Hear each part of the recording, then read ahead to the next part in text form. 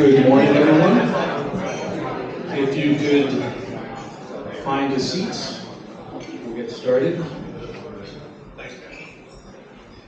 Wow, that was quick. All right, so good morning. My name is Joseph Ciappatello. Picture of me right there. I have the introduction. It's a pleasure to welcome you here to the Faculty Club at UCLA for this year's Summer Solstice, entitled The Human Side of AI. I wanted to show you a picture of the Innovate board. Innovate is a volunteer organization that combines a network of CIOs along with UCLA, and we hope programming here like this. Many of these individuals are here today, and if you'd like to learn more about Innovate, you could grab any of them, and they'd be more than happy to tell you about why they belong and the value that they get out of it. Also like to thank the many sponsors that we have for our programming. We really appreciate that. Without the sponsors, we wouldn't be able to continue to have these types of events. So, the human side of AI. Let me just kind of contextualize that title. Really what I wanted to call it was AI in the humanities, but my concern was if I called it that, nobody would come. Because I think humanities kind of scares people off. And the humanities, we have three of the subjects that commonly fall under the humanities: arts, education, and health. These are three subjects that are part of it, but they're not the only subjects. There are several others, including history, metaphysics, spirituality. So I thought I'd take a few minutes to bring these additional disciplines to our event today, to provide a framework and provoke some thoughts. So here it goes: metaphysics, history, spirituality, and AI in 5 minutes. Let's begin with the recent comments of two well-known individuals about AI. One you would expect that I would speak about, but the other I'd suggest you might not. Let's start with the one you'd expect. In a recent interview with the Financial Times, Sam Altman, the godfather of AI and the leader of OpenAI, mused about the state of artificial intelligence. Now let's recall his history. Sam established himself as someone who was dedicated to the safe and ethical development of AI, and spoke quite a bit about controls and guardrails. At least he did in the past. Today he rarely speaks about that. Instead he mostly says we will all be better, more capable because of AI. Rather than focus on safety, he now says he prefers, quote, to put the tools out into the world and then find answers to the questions that arise, unquote. That hardly speaks to having controls and focusing on safety, and I suspect if you care about that, that statement might give you pause. For me, it reminds me of the 20th century's most well-known sociologist of technology, Marshall McLuhan, who said, quote, technologies are put out before they're thought out, unquote. By this, McLuhan meant rarely in human history have the technical creations of humanity been completely vetted or the ramifications fully considered or known. Fair enough.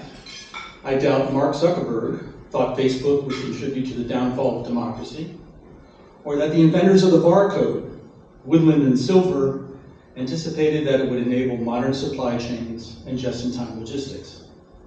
So in this respect, Altman is just aligning himself with most technologists who rarely think about safety or ramifications. So said succinctly, technologies are put out before they're thought of. Yet what surprised me the most about the interview was what Altman said next. He said, quote, I have the coolest, most important job in history, unquote. Wow, Altman, not a lot of humility there. And if he truly believes that, shouldn't the focus on safety be paramount?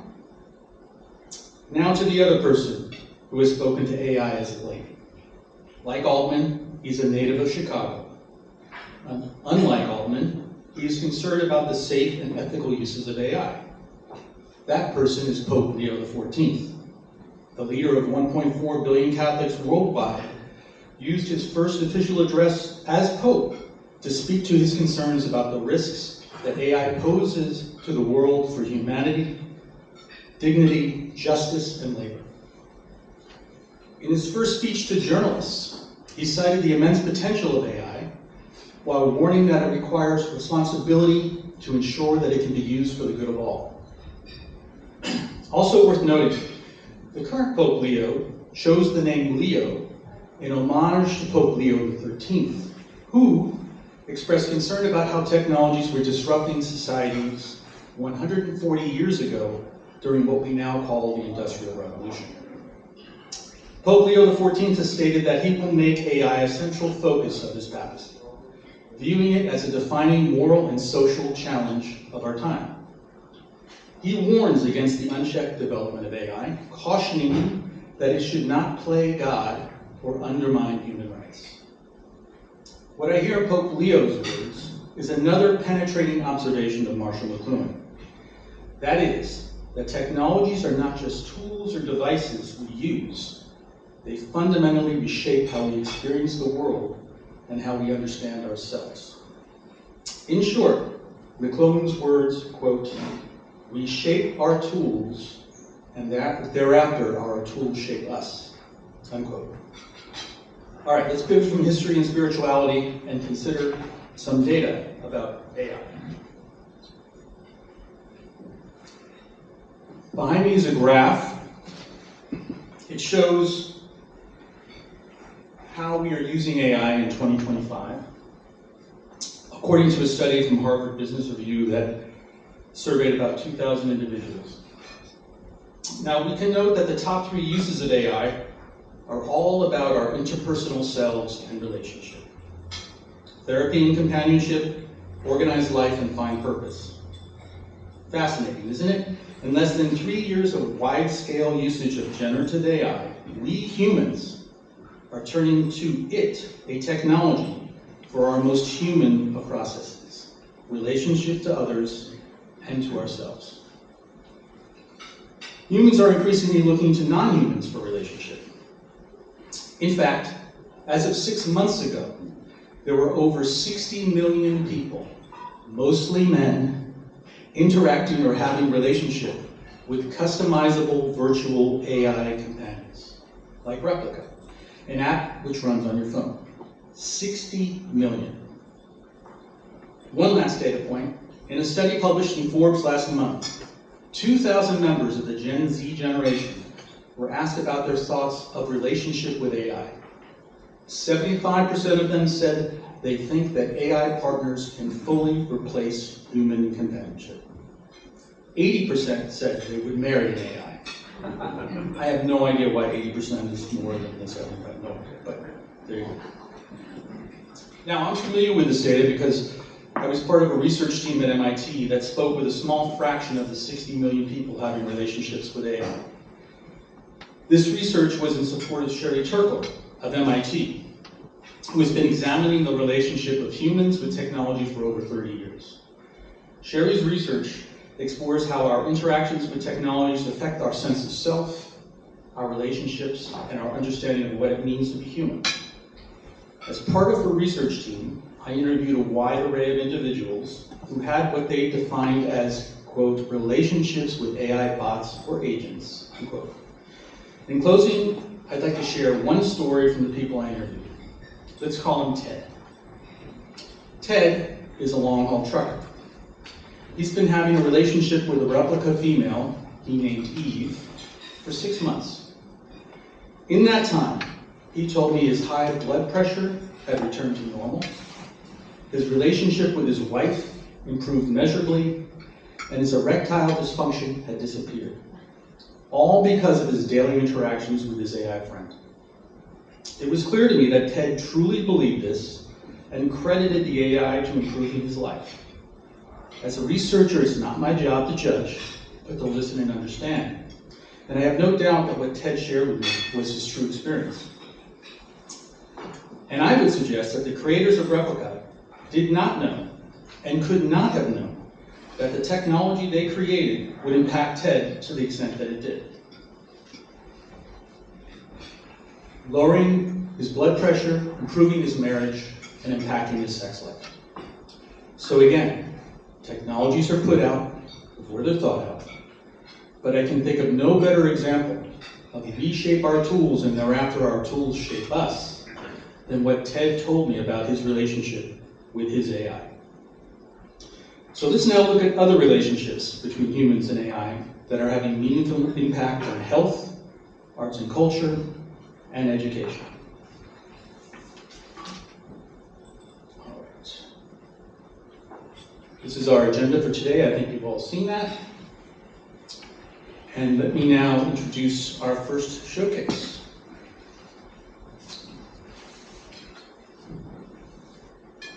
You guys want to come up here? I can. While you're coming up, I'll introduce you. So our first showcase is called Aikido AI-Infused Street Medicine. We have three gentlemen here from Aikido. Sanjeev Mahanti, who's in the middle there.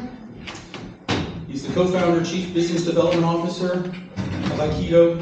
He focuses on the expansion of Aikido care and medical networks. Sanjeev has over 15 years of technology and innovation experience in the healthcare space and has held executive leadership positions across the academic, healthcare, population management, and technology sectors. During his tenure as Chief Business Development Officer for Tech Medicine at USC, he was instrumental in the creation of the organization's innovation management function. Karthik Murali is the head of safety net programs. He's immediately to my right. Prior to joining Aikido Labs, Karthik was the director of USC's Public Health Innovation Lab. He specializes in technology development, data analytics, and innovative care models for underserved populations. And Stephen Hockman, all the way over to the right. Dr. Stephen Hockman is Los Angeles Director of Street Medicine. He leads Aikido Street Medicine Services in the greater Los Angeles area.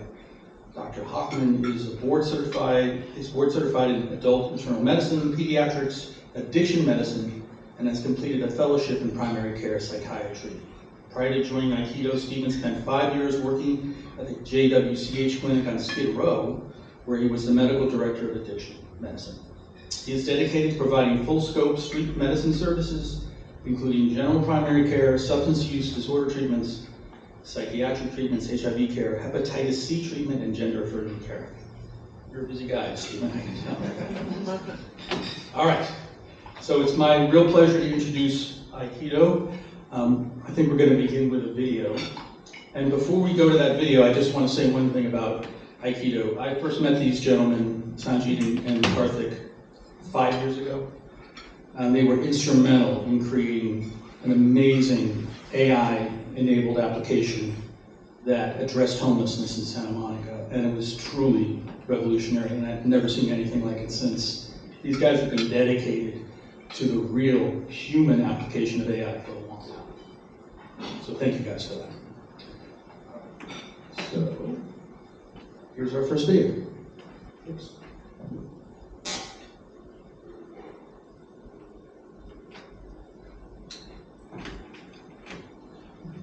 Homelessness in California is a humanitarian crisis. It's not just a housing issue. It's a complex breakdown across healthcare, mental health services, addiction treatment, economic opportunity, and basic community safety nets. The greatest challenge of ending homelessness is that we do not have access to the wide variety of services and support services that we need to address the problem. We don't have housing services, enough healthcare providers, enough mental health programs, enough employment resources. Without a unified, person-centric approach and a way to dramatically increase the capacity of each of these resources, we're not going to be able to bring the kind of solutions we need to our unhoused citizens. Aikido operates as a next-generation healthcare provider that combines our own clinics, technology, and a full stack healthcare model. We built Scope AI, an AI-driven care engine to dramatically expand access to quality care, making it more affordable, scalable, and equitable. Scope is a suite of neural networks and machine learning models that is capable of orchestrating a clinical visit with the patient. So similar to a physician during a patient visit, in order to figure out what's underlying the patient's chief complaint, Scope is listening to patients' answers and predicting the next best questions to ask. And just like a physician, once Scope is confident in its data collection, it predicts the same things that physician would, the relevant diagnoses and order sets like diagnostics and prescriptions. By bringing high-quality healthcare directly to unhoused individuals on the street, in shelters, wherever they are, Scope AI helps stabilize the chronic conditions that often keep people trapped in illnesses.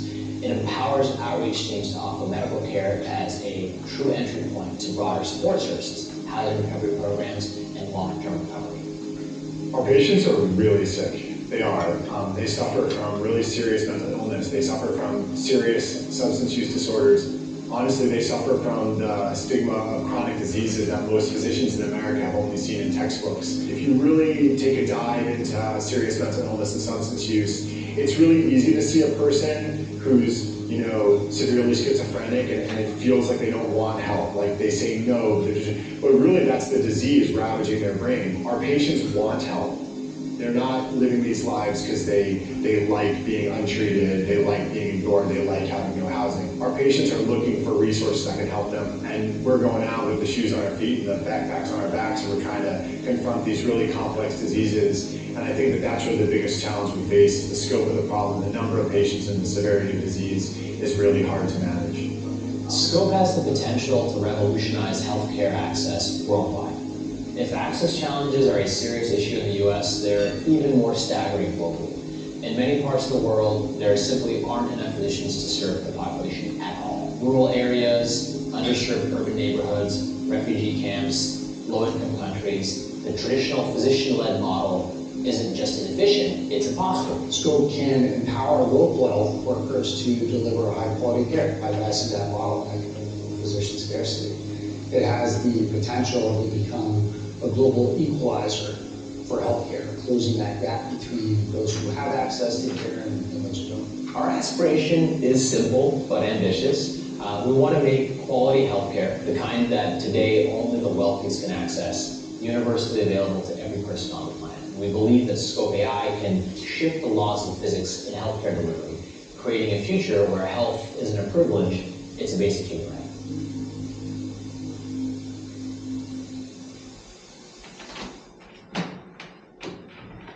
Okay, so gentlemen, how have physicians and staff responded to the adoption of AI?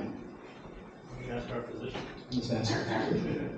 I'm glad I shaved. That's right. Now that I see that. So yeah, we use a lot of AI tools and technology in general in the field. I guess the answer is a little bit lame because it's, when technology works to help the people doing their job without getting in the way, it gets adopted really quickly and easily, right? You identify the technologies that work and don't work very quickly because you put them in the hands of people who use them and they love them or they hate them and give it feedback. Just to touch sort of on what you were saying before, in some sense, this is one of the things that we do with the Keto is trying to be nimble and just get our stuff out there and get that feedback so we can make it better. So in general, I would say when something makes people's job easier, they like it. We have a lot of different tools. We have follow-up trackers that let our case managers know exactly when things to do. It's not keeping track of your patient panel, but just sort of looking at well-organized data that when you need to see that patient again, when they need to see the doctor again, when medication is due. Everything from that through like our note writing features that let our patients, let our staff just talk to patients, and then a note gets generated at the end, right? I'm a doctor who doesn't write notes anymore, and I like that a lot. My wife likes that a lot. I don't, spend an hour at the end of the night. My notes just get written by the AI throughout the day. So I really like it. Does everything work? Totally. These guys know everything doesn't work, but when it doesn't work, when you're able to sort of get that iterative process of feedback, I think it's really key. Yeah, I think one really interesting thing about how we designed and deployed AI is that we let the knowledge base, meaning the physicians, be part of the learning environment. If you guys have followed sort of technology in healthcare over the last 20 years, it was generally driven top-down by administrative functionality, trying to modernize an industry that didn't want to modernize on its own. And so you kind of can point out two faults there. One, the fault of the guild for not wanting to be more efficient. They could have kind of protect raison d'etre if you're not efficient. And the second piece is the administrative class kind of co-opting the electronic health record as a bureaucratic rollout versus enablement. What's different about AI is that we actually have the physicians reinforce the learning. So if you really start thinking about an intuitive fit of a technology with a knowledge industry, the idea that our doctors through our EHR are working with the AI to train the AI is actually pretty fascinating. And the second piece, just to get into the weeds, is the aligned incentives. This isn't a tech company that is telling people and telling the doctors you have to use this. Our physicians, our medical groups, our actual clinical network have economic interest in the product, as opposed to the electronic health record companies that did give physicians and other caregivers a chance to own a piece of what their knowledge helped contribute. We actually allow for physicians to own a piece of whatever we want to call the bigger ecosystem is, which is our platform. And so when you start thinking about how all the parts and pieces work together, what we really thought deeply about is how to kind of align the interests of the stakeholders in support of the most important alignment, which is how do we help serve the populations that we're trying to affect. And it's been profound. Like Steven says, almost all parts of his workflow are helped by AI. In the clinical setting, we have some cardiologists that now are able to see 4x the amount of patients. So when you start talking about the Sam Altman stuff, and you start talking about safety first and this and that, sure, that's up here. Down here, we have tools that can empower and really help the most destitute. If we don't really think about it that way, we're turning it into an academic exercise and not really actually thinking about how we're going to practically help people. And that's kind of our philosophy. Yeah, I think I just want to add to the two concepts that you talked about. One is, aligning our physicians with the work that we do, and Steve, to your point, how we're able to get quick feedback from the staff. I think a core part of how we've seen adoption happen across the organization is co-designing the technology with everyone on the staff. So we've got proprietary AI that does a bunch of work. We also encourage the use of general AI tools we see online, like ChatGPT, Claude, across the organization, and we encourage people to discover new use cases from leadership all the way to our frontline staff. And we give them the ability to compliantly prototype and play with the technology, see what use cases they develop, and then codify it into something that we do as an organization. So I think that's another way in which we're constantly thinking about how we adopt AI across the company. How large is your patient population? I just want to contextualize this for Yeah, so at Keto Care, we're actually a clinical network. We're bi-coastal. So we have medical networks in California, mostly folks in Southern California, Rhode Island, and New York City. We have close to 500,000 patients that have had touch points within our network. We have 26 specialists, and we have about 100 offices all over the country. And so it's pretty sizable. And I think the reason why we have to make it sizable is, one, we can impact more people, but two, you can't actually do the reinforcement learning if you don't have your own clinical network. Which is why the sort of traditional CIO-driven healthcare system from a technology standpoint and vendor relationship probably isn't going to cut it if we really want to talk about deploying AI into the field. The docs are a big part of it, and we believe you have to have a clinical network in order to train the learning models. Okay, we have another video. Should we show that now? Yeah.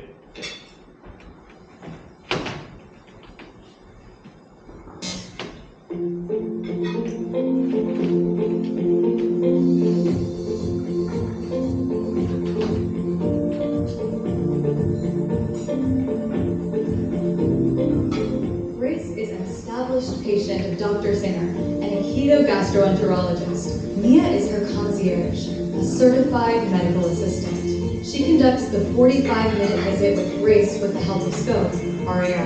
After the visit, Dr. Singer reviews the AI plan for Grace and ensures that it's perfectly tailored to her. Welcome in. I'm Mia, your concierge today. How are you? We can actually head straight back to get started and skip the waiting room. Sure, thank you. We have a full 45 minutes today to cover any health concerns, any symptoms that you may want to share. So what brings you in today? I've been having heartburn as well as stomach pain. When do you notice the heartburn the most? When I'm trying to fall asleep, I'm having a difficult time falling asleep. I also feel it when I'm eating. Do you ever experience like a sour or a bitter taste in your mouth? Yes, actually, I've been experiencing that for several months now. Well, why don't you walk me through your diet?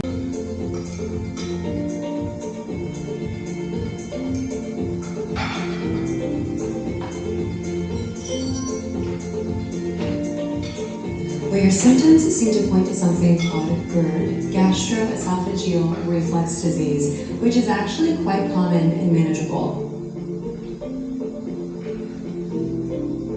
Well, why don't we talk through a plan of managing it together? How does that sound? I would love that.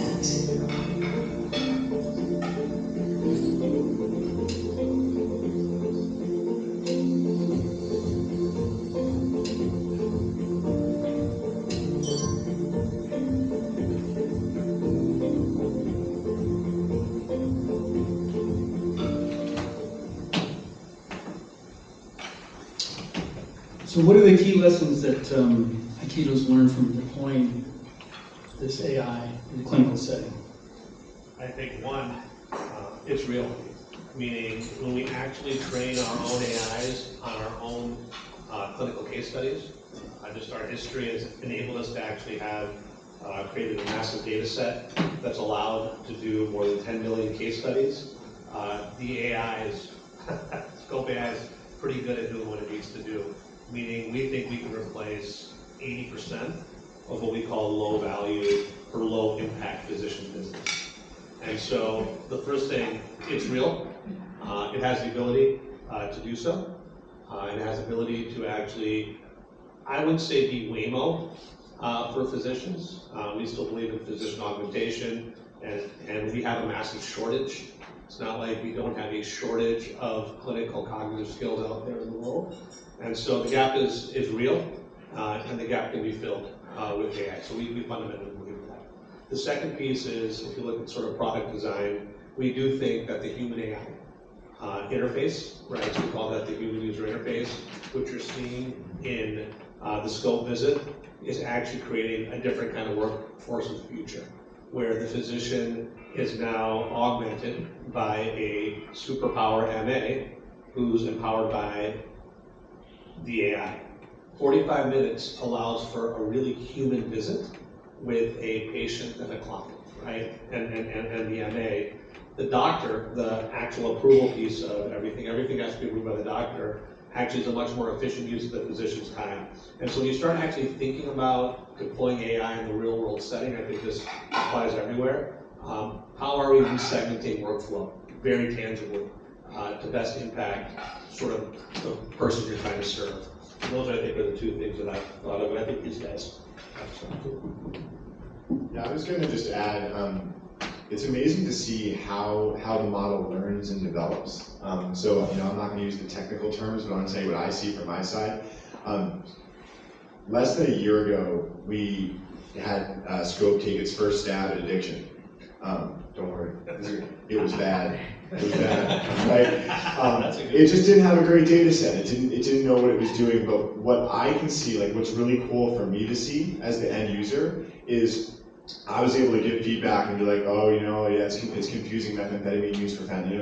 It's making some silly mistakes that I can input. I can tell it what I like to do, and, as a specialist in this. I can have my, one of our lead substance abuse counselors talk about her workflow. We can give the AI some starting tools, and then we can watch us and learn more and more. And less than a year later, I have a reproducible, predictable, and really good addiction tool to help my case managers and medical assistants interview and get great data on our patients. And so one learning thing that's been key for me is, a lot of people sitting in sort of that end user role, when that first rollout isn't perfect, I think a lot of times we fear that's going to be it. We got one shot at it. But I think emphasizing the ability of the model and the tool to learn is really important, and something I think has helped us a lot. I want to piggyback off that, talking about how quickly things get better.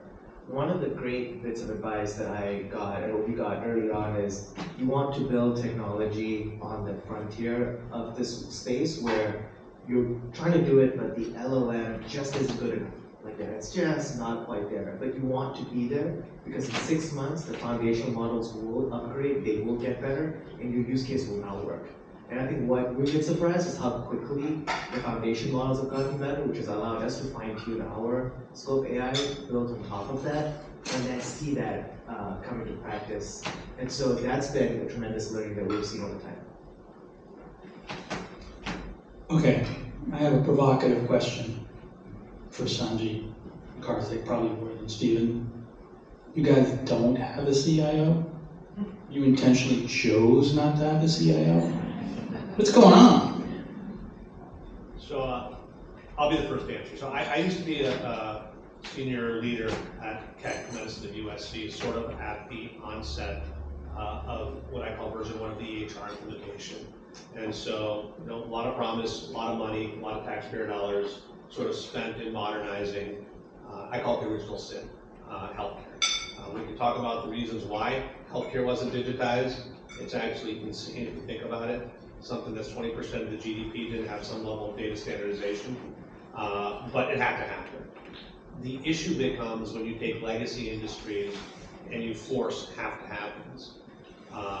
Legacy bureaucracy kicks in. And what ended up happening was the budgets, the decisions were probably forced into an area of decision-making that just frankly wasn't equipped to handle that decision-making. It's really, really hard to be the sole department responsible for the modernization of American healthcare system. Now, all that being said, I was in performance improvement and business development. I was at sort of the cutting edge of performance management and how to want data to make better decisions with my clinical partners. And all I got were sort of roadblocks and standard answers. Follow to a queue. We got to talk to the vendor. I guess my point, in starting the digital health lab with some technologists was we got to get this out of the hands of just one department. IT is very important, but IT shouldn't be responsible for what I like to call industry transformation. And when you start thinking about technology versus IT, and Karthik can speak to that also, there is a distinct difference, and you can't separate data and technology. They got to kind of be in the same place. And so we made a concerted effort to basically have a chief technology officer, not a chief information officer.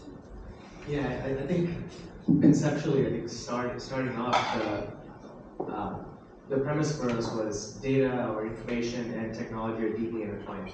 Technology creates the data that informs the technology, and it goes back and forth. It doesn't make sense to start splitting it up, having silos between these two sections. And so we've always started with sort of a single point, we call it technology, and data, part of that data infrastructure, information technology, all of that falls into one. So that's been our core philosophy from the get-go. Thanks. I won't take it personally, guys.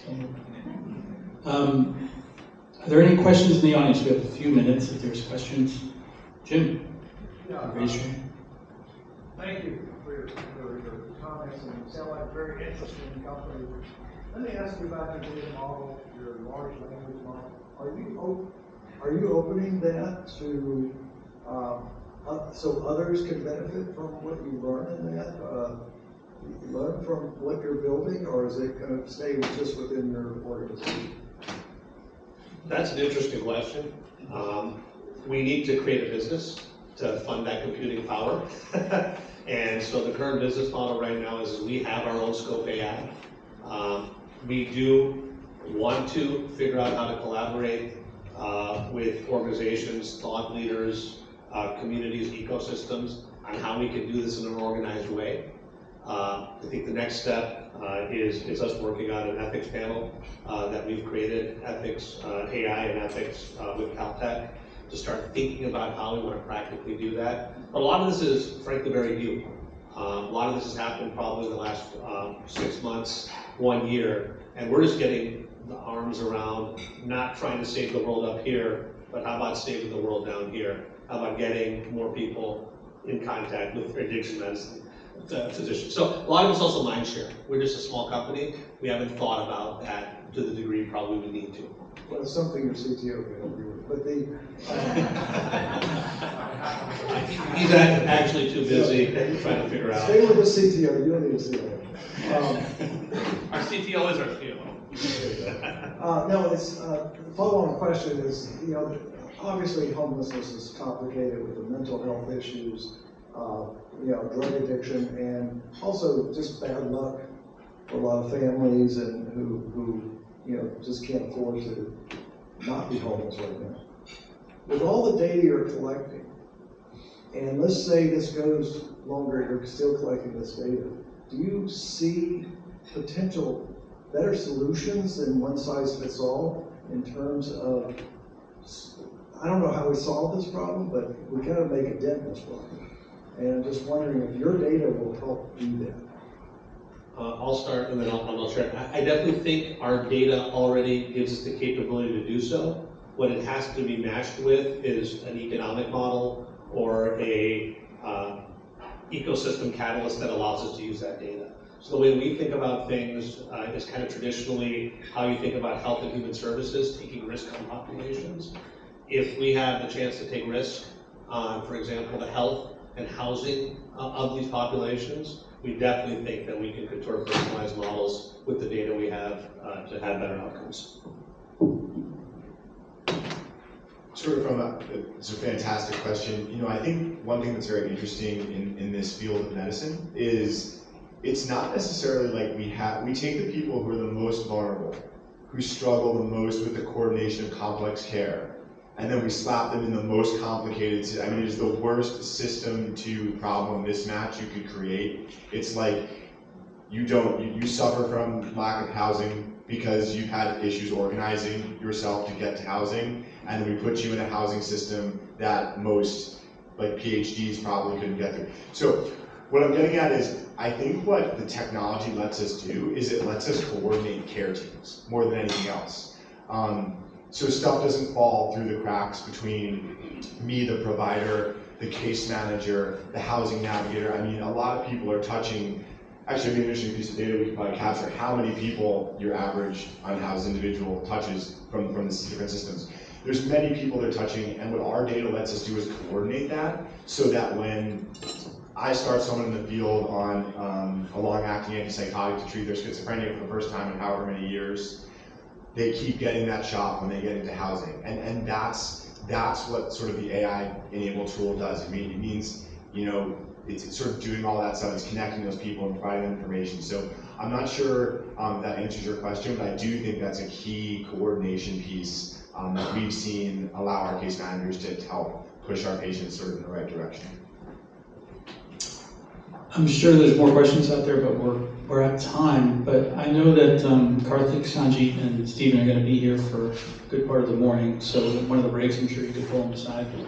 So let me just thank these three gentlemen and Aikido for being here. Really good.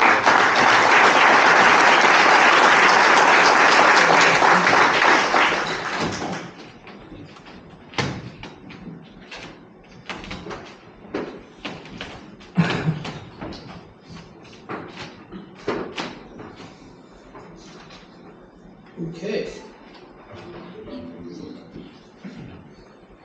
So it's now my pleasure to introduce Jonathan Ford from one of our sponsors, MoveWorks. Jonathan, would you make your way up here? You're making your way up. It's a long walk.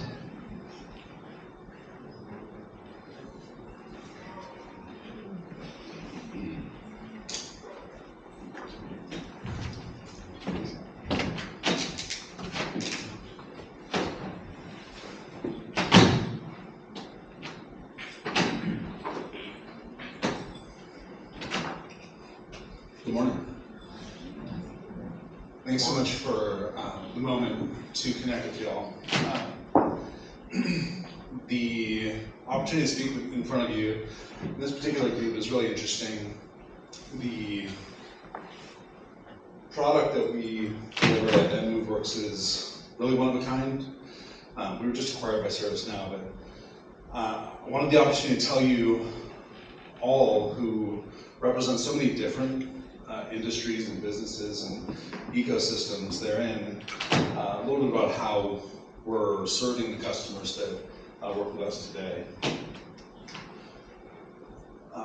Important to know, we are a agentic AI, which I'm sure is all over your inboxes right now, platform for automation, knowledge, and enterprise search.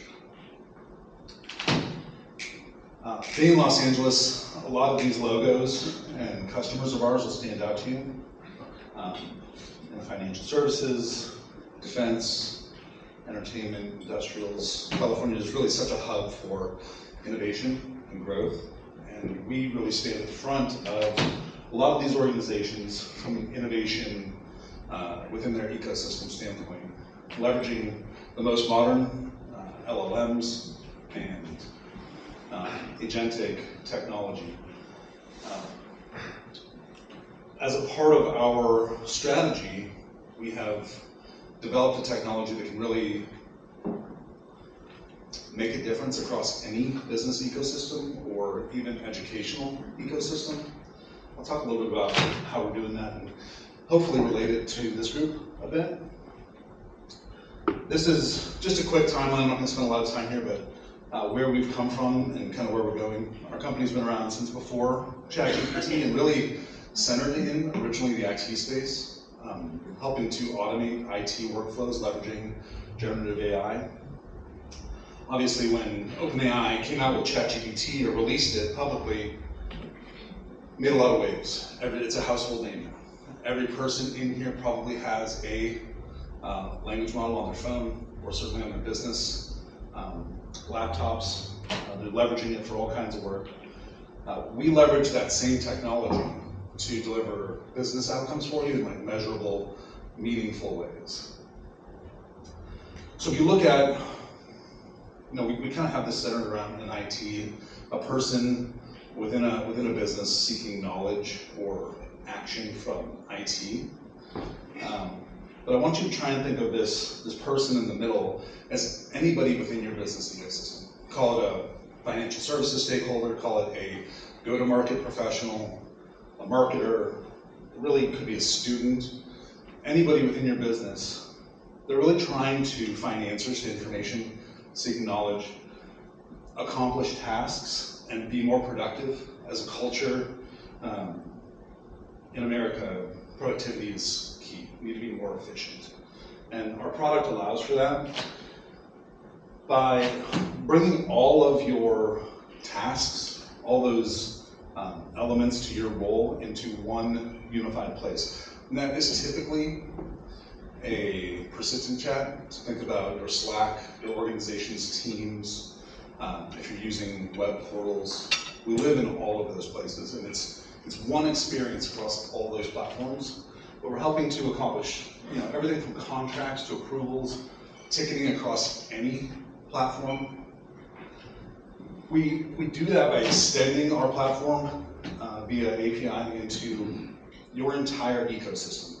Wherever there's productivity lost, we can impact with agentic AI, creating agents that tackle approvals, creating agents that create forms and accomplish tasks.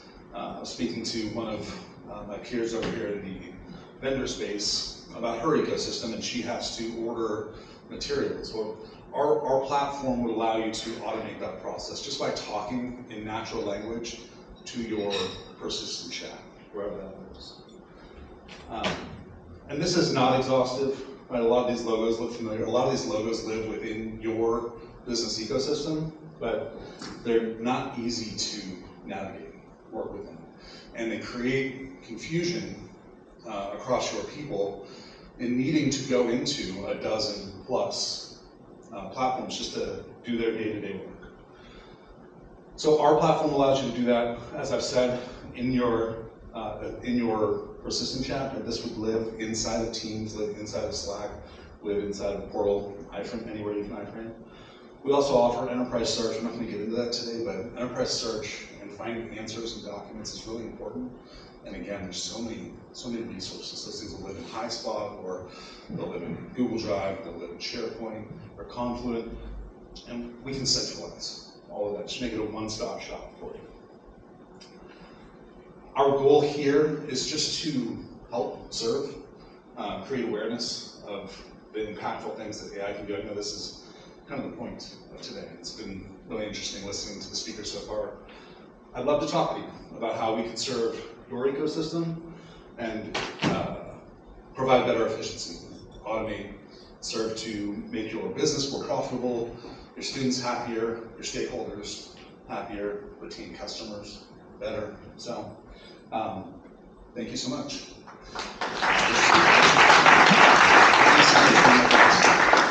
Thanks so much, everybody. Myself and Megan are outside. We'd love to talk to you.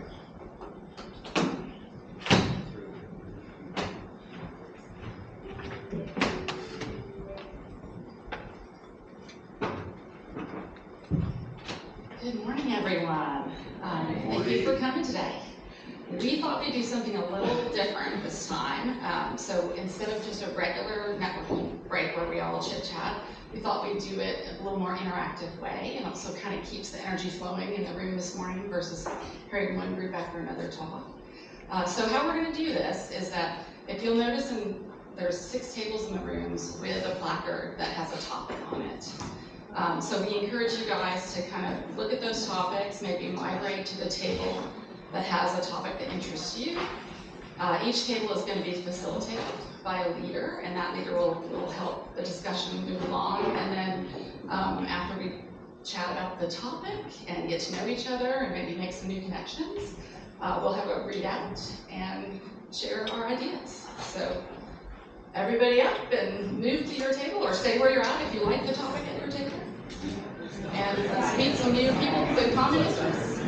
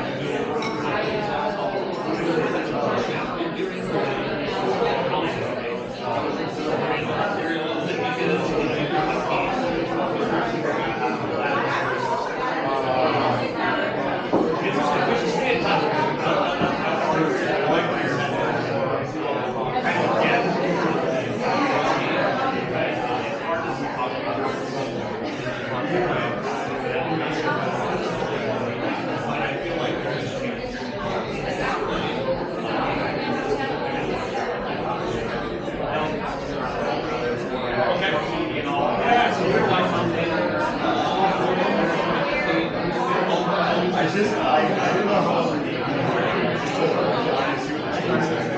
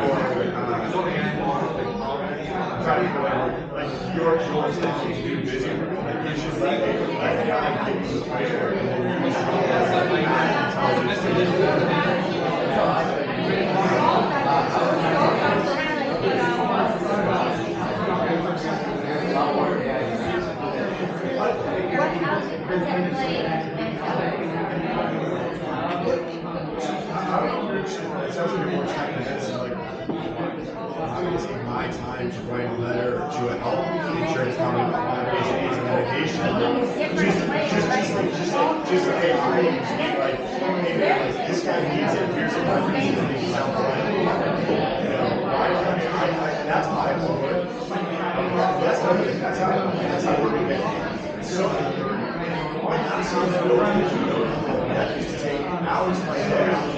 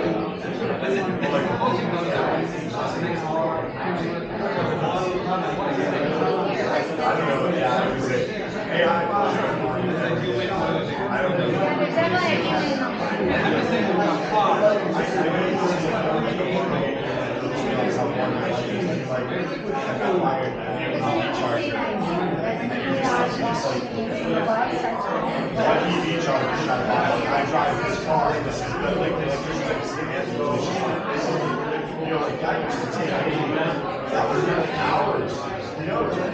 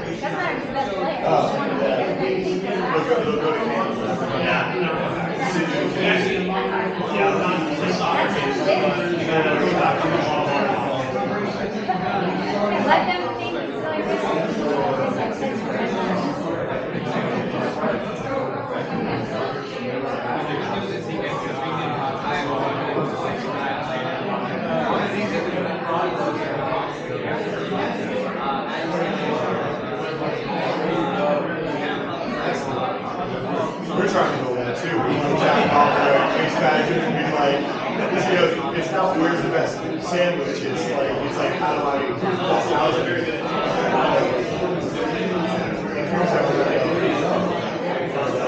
I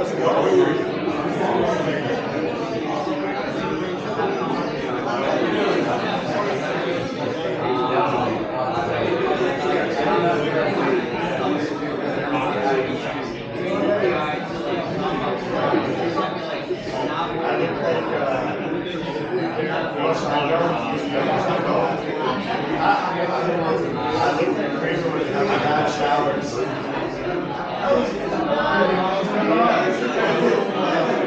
Oh yeah, but also.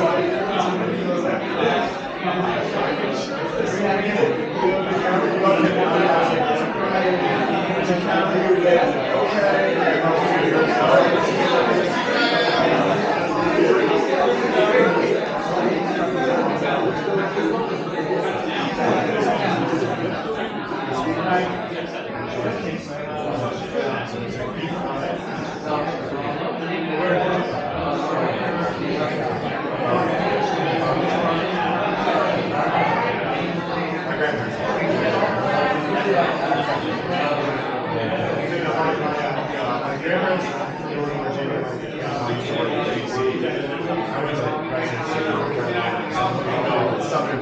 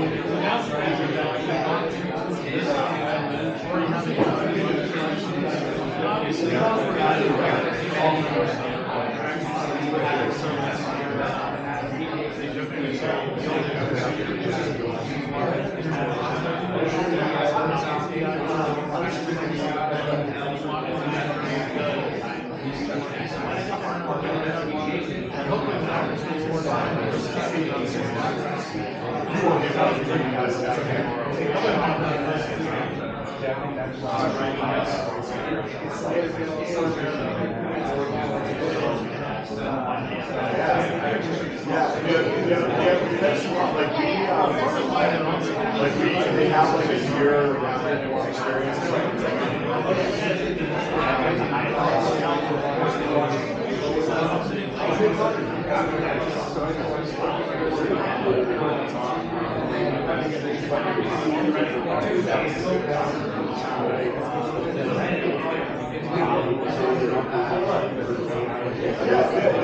They want to shout out like it's almost how to get it up. They're looking for like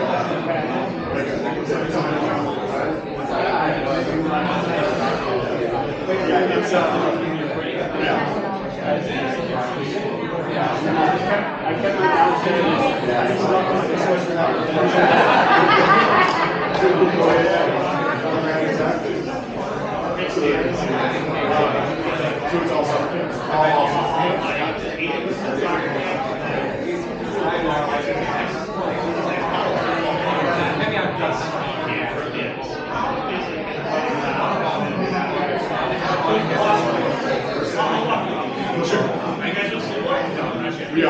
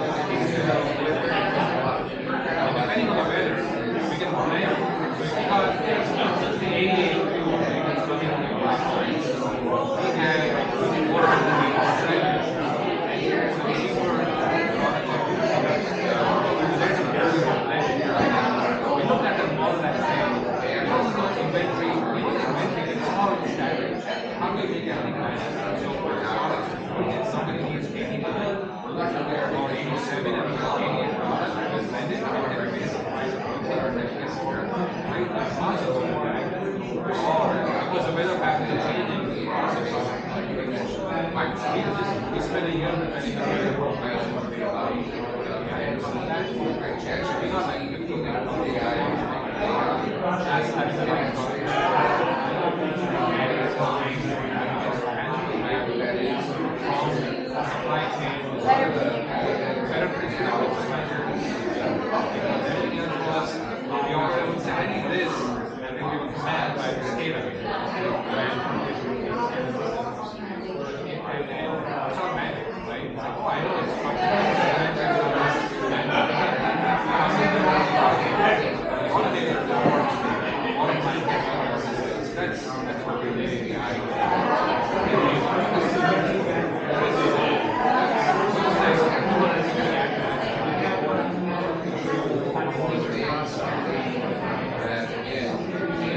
My time was not.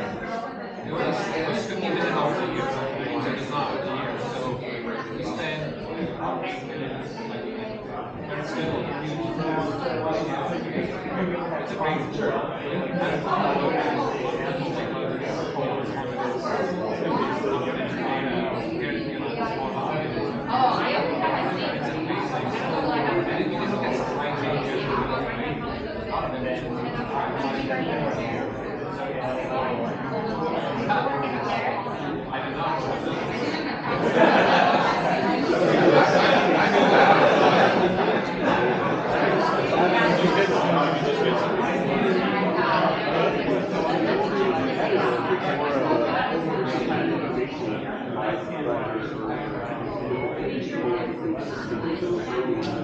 Exactly. So you got disparate systems. How do you get data from one system to high quality to the cloud from the AI model? There's a lot of ways. Yeah, that's what this is. We use the database. Yeah. Not really use the generative. I would say we use generative. Okay, we're gonna give everyone a couple minutes to wrap up the conversation, and then we'll do our feedback.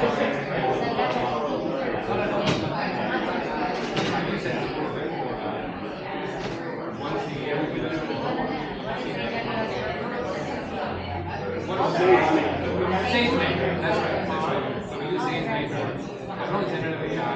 Generative AI is not just how do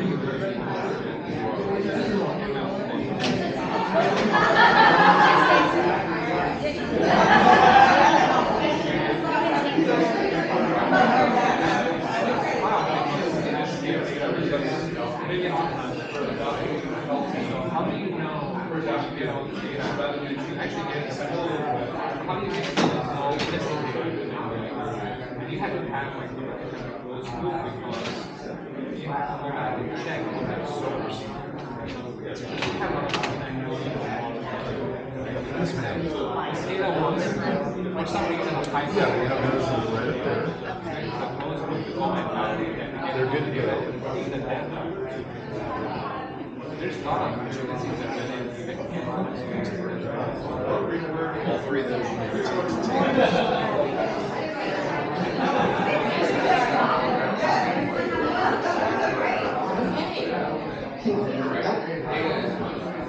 All right, everyone. I thought we'd interactively go around and we can share some of our insights. I'm going to start over here with the shop. So, security risk table. So if everybody can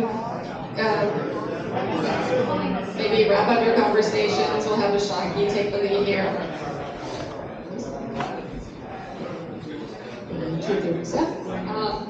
I am representing a group of gentlemen here that gave me a lot of feedback about the aspect of security and risks.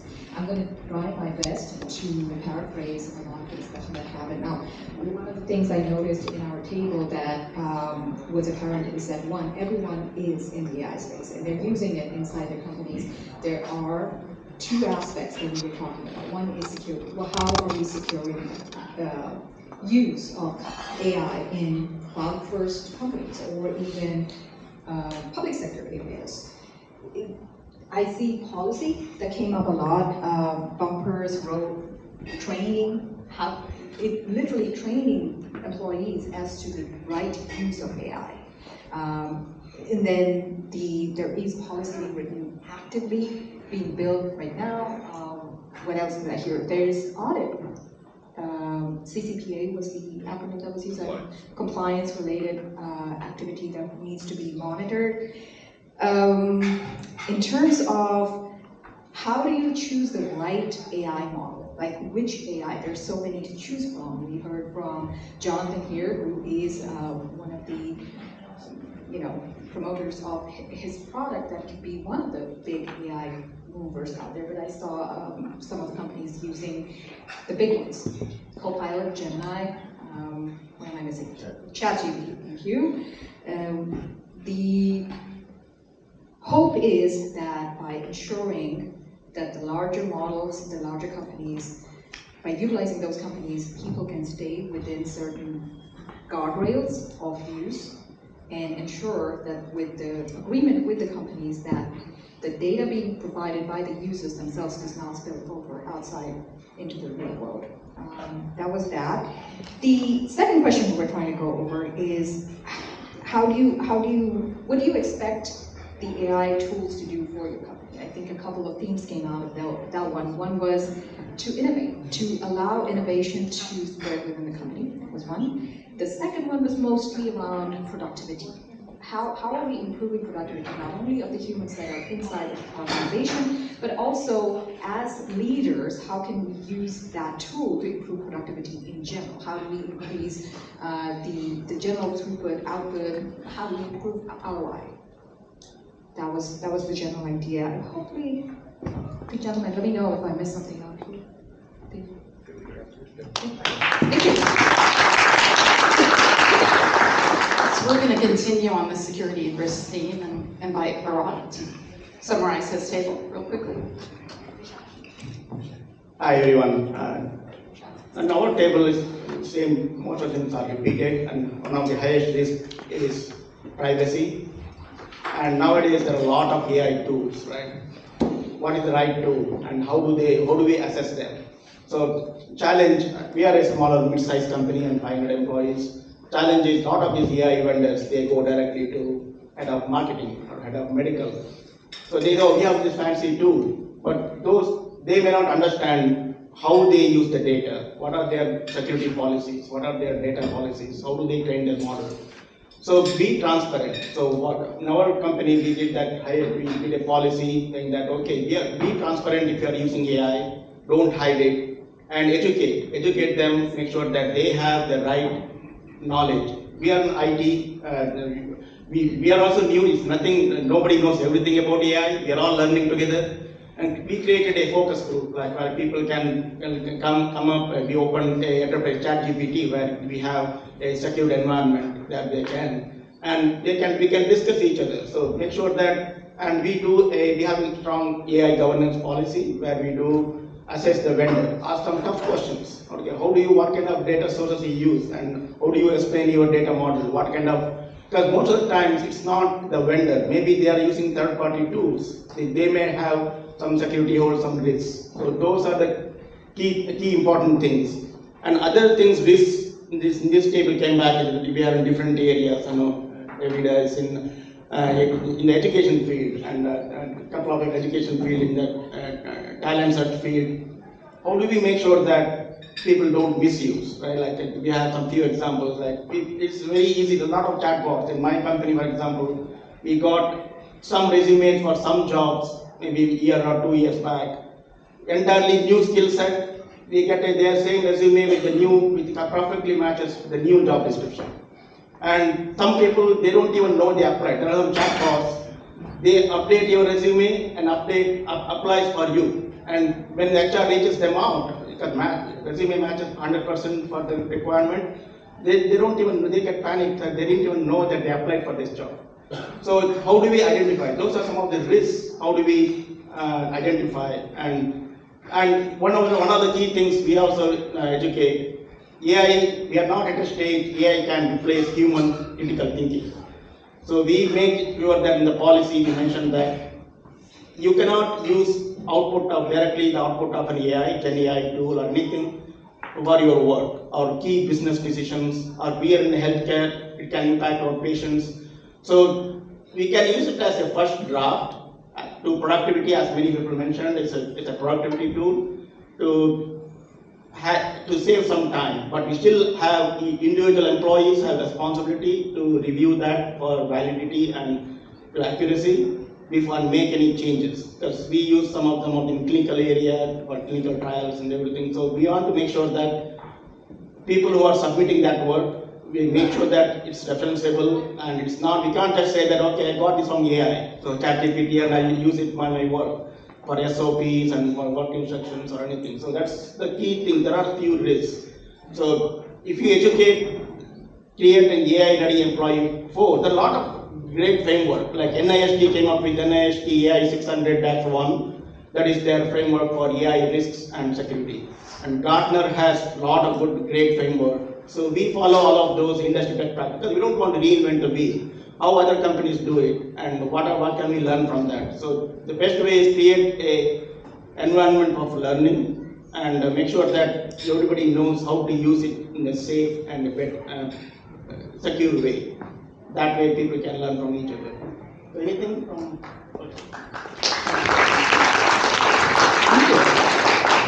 Move away from security and go into innovation and good. So, Corinne, you want to talk about your table findings? So here the focus was more on thinking about how can AI bring innovation and good and improvement within the framework of your company. It covered everything from efficiencies in the way you do the work, savings, major savings, ability to free time, improvement in the way you make decisions and optimize your job, as well as your ability to bring benefit and increase revenue to your company. We got a very, very interesting use cases, some around leveraging MoveWorks, actually, the gentleman who introduced the product at Motion Picture Industry, Pension and Health, bringing that to the IT call center and leveraging a small language model, creating prompts, and giving quickly to the agent answer, summary, and citation on where the call came from. That brought down the escalation of the call center from 11% to 4%, which is 289% RRI, so major improvement there. We could also see from a company in the health sector, marketing product to the industry of the healthcare, and building an aggregated data model and leveraging AI to be able to bring information quickly to the insured based on their insurance, everything that they could be interested into, doctor access, cost, and whatnot. Thanks to that model, they were able to make a 30% increase in revenue. So these are major changing aspect and very profitable for the company. We also had a great model from the NFL player tracking data. So basically, it's a project that I believe you did right in your internship, and that was to bring and leverage generative AI tools to generate stats, real times, player specific, and allowing basically to get access to information 40 seconds after a play has been made. So great tool for coaches, for understanding better players, and as well for improvement on that end. Our panel is that the potential of freeing time. So definitely, they were talking about 80% of doctors that have a lot of repetitive tasks and whatnot, but across all industries, we're able to find all the administrative repetitive tasks that we could leverage AI for, and so to do them free the people to do more meaningful and productive work. And then another example that was great as well was in the oil and gas distribution industry, so focusing on supply chain, where they're trying to make inventory more dynamic. And they built basically a predictive supply chain model, automated it. It took them 2 years, $8 million in cost approximately, for a $50 million per year in savings. So we could see that across all the type of industries, there's an opportunity for improvement and doing good with AIs. And here again, across the different people at the table, it was used in all of their companies. Do you want to give us some more ideas? So the innovation and good continued on our table as well. We had people from different industries, UCLA, Office of Advanced Research, some students, healthcare, IT services, and entertainment. Everybody agreed that we have been using AI for many years, decades, with the exception of generative AI being new. And some of the usual operational savings use cases a lot of us have been using, which is for contract negotiation, customer service, reducing the call time, decreasing the operational expenses in those areas, productivity in the organizations using Gemini, Copilot. But there were some very unique use cases around healthcare, where someone brought up that they have helped correct the healthcare records and bills. The customer used to have a lot of errors while processing those records, and they used AI to correct those, and it helped them correct more than 20%. And that was a huge time savings and great accuracy for such sensitive EHR data. And then we had some very unique and interesting innovative use cases around entertainment as well. Doug here from Fox Studios told us how they have been using AI at their event spaces to manage their cameras. For a studio, obviously they have a lot of cameras to go through, and they used to have a lot of people watching those cameras at the events and games, and now they're able to use AI to jump the feed from camera to camera depending on what interesting event may be going on in the audience, not exactly in the game. So focus on that and then shift the focus on something else that happened within the game.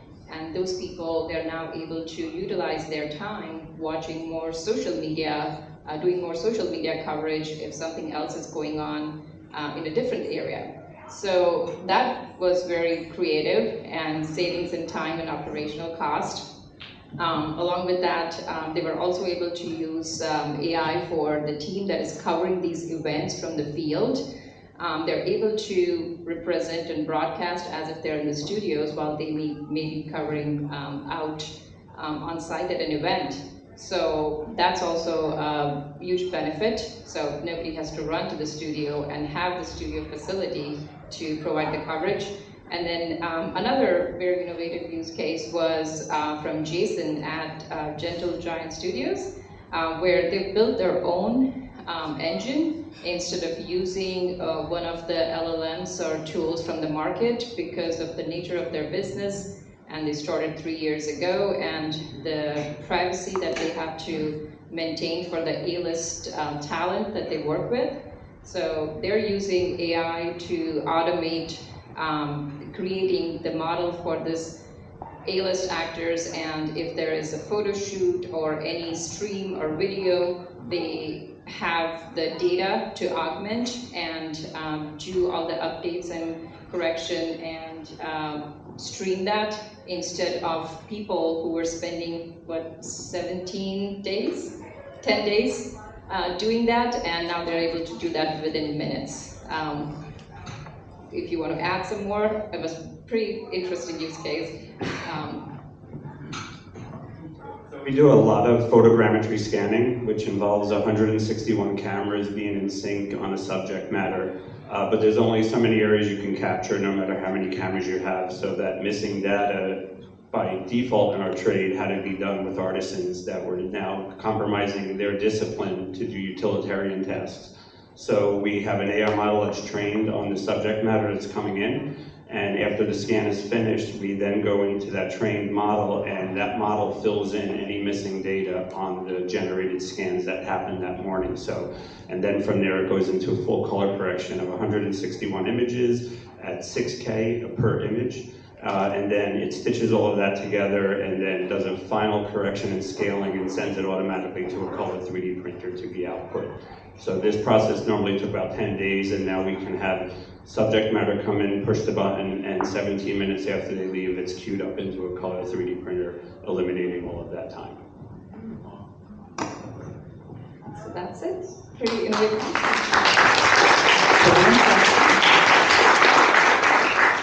Okay. We're going to move to the topic of ethics. We'll have Kathy talk a little bit about the table. Thank you very much. So I believe it was Joseph that talked about early this morning about technology getting ahead of processes. And this certainly is an area where we're playing catch up and trying to figure out, because this technology is moving so fast and the boundaries of what is ethical and what is not ethical is a constant line that we're trying to figure out. So we had a variety of people from different kinds of industries, some more highly regulated than others, and so like people who are working with federal government have had some kind of structure and framework to guide their ethical decisions. Some of us who are consultants are also helping companies figure out what is that framework, how do you prepare your organization to be ready for AI, which ethics is foundational. And that some of the other things are like doing an internal assessment, looking at roles and responsibility, but at the heart of everything, as we all know, is data. And how do we make sure that the data are protected, that there's security, that when we cross boundaries, like where the data is involving like privacy of individuals, how do we make sure that we have the guardrails around that? So really what's really important is around data governance and data management, because that is really the foundation of AI, and to make sure that we are aligning those ethics to what our company's values are, and mapping those values to our AI practices. And I believe that's pretty much what we covered. Anything else, guys? Okay, thank you. All right, last one. Last but not least, Veronica. More ethics. Okay, we'll land the plane here, get you a break. We had a very lively discussion about ethics, and we had a pretty diverse group across content creation, putting production. We had from the talent pipeline perspective, higher education perspective, so it was a really robust conversation. We honed in on 4 kind of key paradigm shifts. And to bottom line it, really the concept of the tools that are most effective in this highly evolving, Kathy, we said the same exact things. Like no one knows the answer and it's changing very quickly. So really this idea of understanding consent and awareness is a really strong tool of how to use these technologies. The first was how we decide to use AI matters. So really using your boards, using your policies to help people understand the choices they're making, because that may not always be clear. We talked about original thought from a production perspective. We talked about from a talent perspective, how you use this to find candidates. So really understanding it from the moment someone is making that choice of what to ask and what to prompt, that they're making a choice there that involves ethics. And that may not be apparent. The second was that the business models have drastically changed and ethics haven't quite caught up. Again, another common theme from the other table. Specifically, understanding the use of data, again, how we, AI, is that a sign? Oh, no. AI policies. So really providing support to folks from an organizational perspective. We spent a really long time talking about that, and that really segued into generational differences. What one population might think is ethical may not be ethical. So we talked about some of our context is some of us came up during a time where it was all about plagiarism and not using technology, whereas some of our children, we use as an example, see it as a tool. And so really understanding what that actually means is a question that we haven't solved, but certainly something from an awareness perspective. And that really should drive the use and application, give folks the tools, and really have those conversations within your organizations now. And that also sparked an interesting conversation on what's legal versus what's ethical. And legal is a great place to start and a great centering, but what we're also seeing is burgeoning conversations about what's right. Lastly, in AI, we talk a lot about putting ourselves in the loop. And that's not just from a perspective of accuracy and correction, but also from an ethical perspective. So taking that moment to understand that in technology we want things to be seamless and part of our muscle memory, but sometimes that speed actually can work against ethics. And so really taking that moment to say those places that we put ourselves as an organization in the loop, like here's where you store your data, here's when to use this. Really, again, using awareness as a tool from an organizational perspective. And that ties it up for us. Thank you.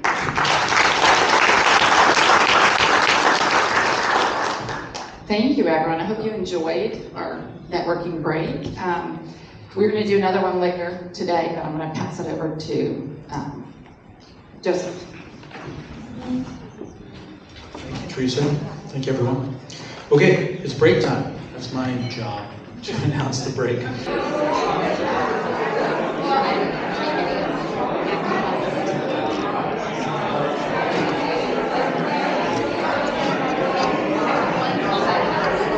All right, everyone. Oops, that's loud. Time to come back. Action-packed program. Loud is good. Maybe jokes, conversations.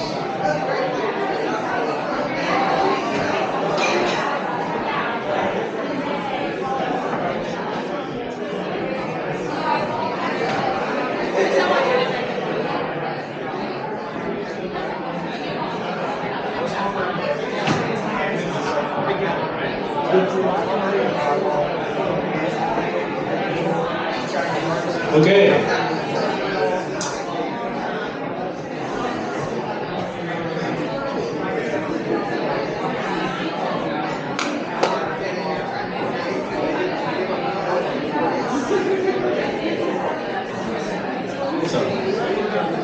All right, we're going to move on with our next showcase entitled Xanadu Reimagined, AI, Performance, and Audience Co-Creation.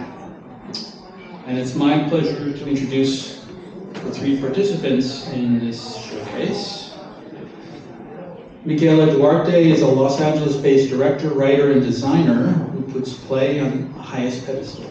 With a focus in immersive experiences and theater for young audiences, her work often consists of making magic out of the mundane. She's a recent graduate of the UCLA School of Theater, Film, and Television, where she developed a personal brand as an innovative live experience designer. Most recently, she served as a story editor and the assistant director on an interactive version of the cult classic Xanadu, staged by the UCLA Department of Theater and Remap. Mira Winnick is a director and creative producer focused on immersive storytelling through extended reality, AI, and audience interactive experiences across theater and digital platforms. Most recently, she directed the immersive interactive version of the Broadway musical Xanadu at the UCLA Department of Theater. Her work explores the convergence of themed entertainment, speculative design, and participatory culture to create emotionally resonant and socially engaged experiences.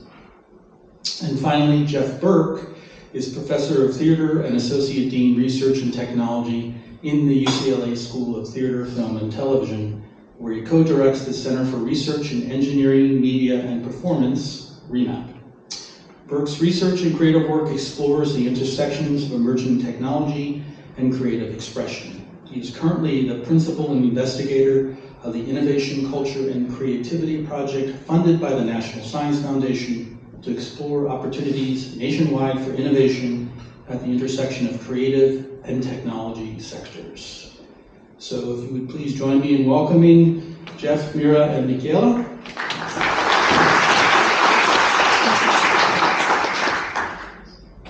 Very happy to be here.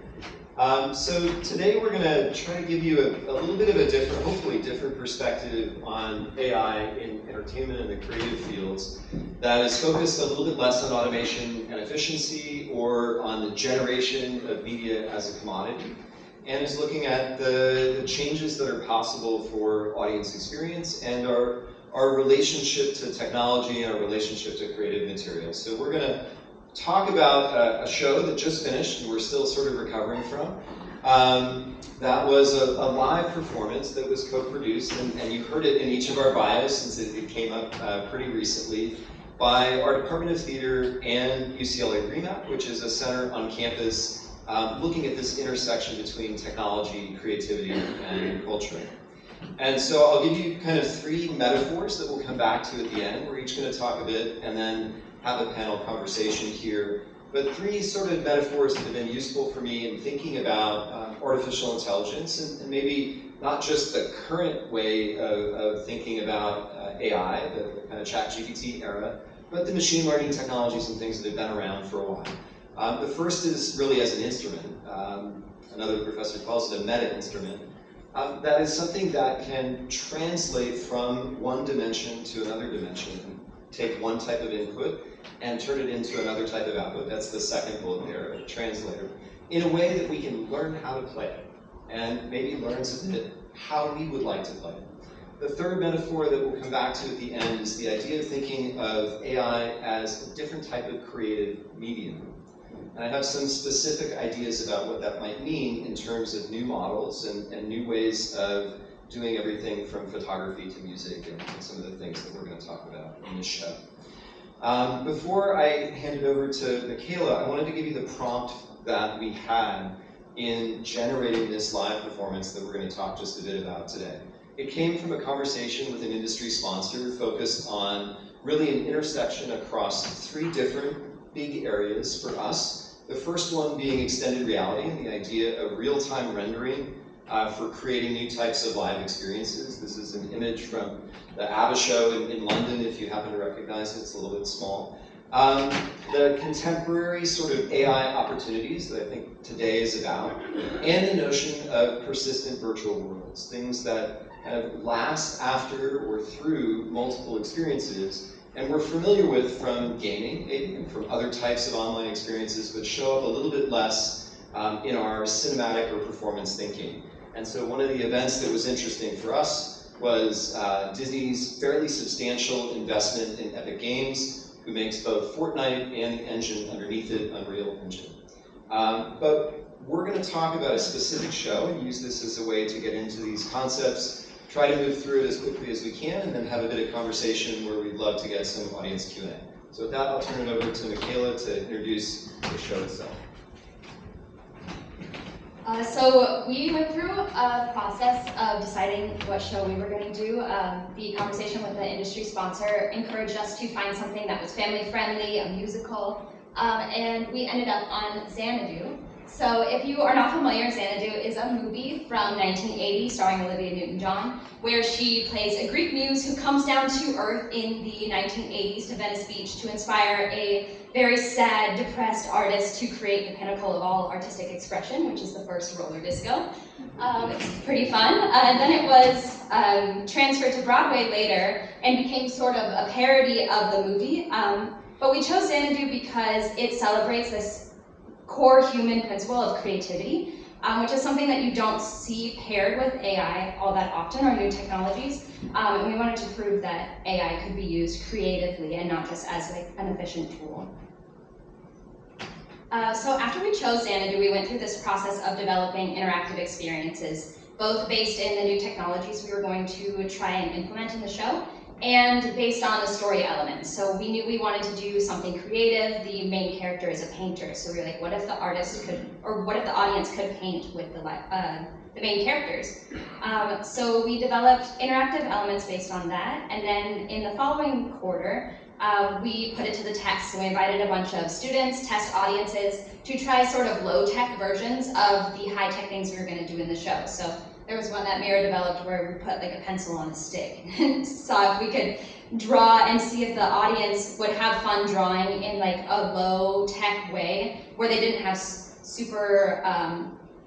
they didn't have a lot of control of the object they were going to draw with, because that was how it was going to show up later in the show. What we were trying to do is create an audience experience that focused on the flow state, which is this kind of experience where you're challenged, but nothing's too hard that you give up or you find it boring because you can't figure it out. So all of this testing was trying to find that flow state in the audience. What ended up happening is we made an immersive musical. It was about 2.5 hours with roughly 60 audience members per night. The audience would sit on stage with the performers and be invited to dance with them, draw with them, fly over to Mount Olympus with them. We had these giant LED screens surrounding the audience that immersed them fully in the world. And the performers invited the audience to be part of the story with them. So how we used AI in the show is kind of what we're going to talk about here today. Some of the designers, previous to actually staging the show, used AI in kind of their concept development. What we're going to talk about today is the audience sketching and then using those sketches to create elements in the virtual world that was part of the set in real time during the show. And I'm going to hand it off to Mira to tell you a little bit about it. Hello, I'm Mira Winnick. I was one of the directors on the show, and my job is sort of to spearhead the interactive portion of the show.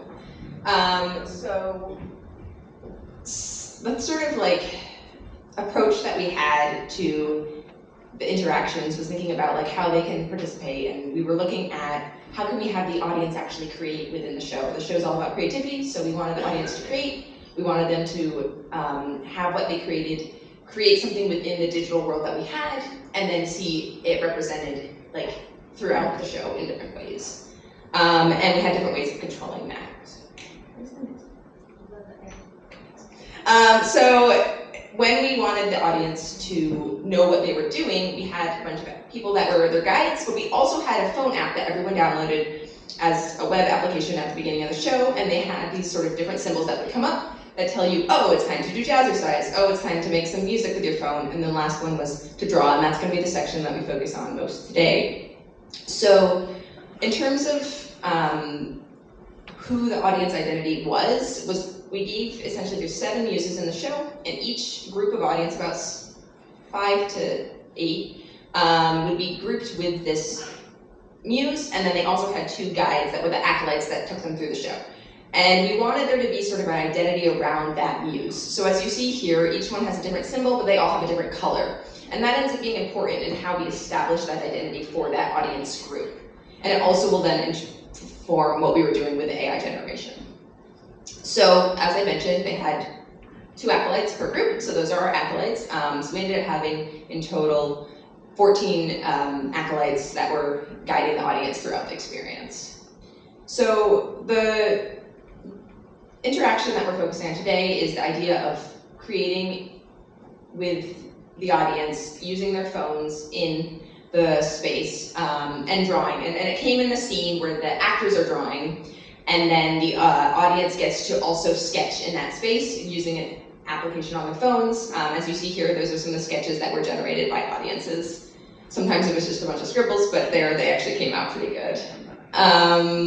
So to talk a little bit about what was happening, we essentially took the drawings that everyone just did, and then we had sort of 3 different ways that you could draw them. The first one was drawing a scene with your muse, and so as you see here, at the top is the scene they drew, so that's like a sketch that they would have created. Then we took that, we put it into a language model, and we asked it to assign it essentially a description of what the AI thinks they're seeing. So we take that description, we take the thing they drew, we then put it into a diffusion model, and it will generate a background. We also wanted to have sort of color input and style input per muse. So we had the designers give sample images that were used to help sort of narrow down the idea and keep the image within that color scheme. So each muse had a different color, so we're seeing the one that was for the blue. And then the last thing that we were able to do as well was take the actual image of the actor and then composite it on top of that, so that we can always keep the same actor and then have the background be what the audience was generating. So that was the first way they drew. We then had them draw, so this is sort of the styling that we did, that we were using to make the model fit our use case. And then here's sort of some of the outputs that we saw. And as you see, it actually works pretty well for the color, and it works pretty well for the style. Something that was really fun that we found was that audiences really liked having sort of the prompts from the muses because they were sort of telling, what do you want to draw? And then the audience gets to sort of play within that, and then having the feedback come from the AI of like, oh, it's being interpreted by the gods. Like you can use that to have this sense of connection with the world that we're creating digitally. So the second one then was to like draw your muse. So it's sort of the level up. And this was actually originally, we get to see the main characters draw the muse. Sunny draws Kira, and we're all like, oh great, and then we get to invite the audience to do the same. So it's all crouched within this idea of like having the audience participate in the actual plot and actually contribute to the world that the characters are building.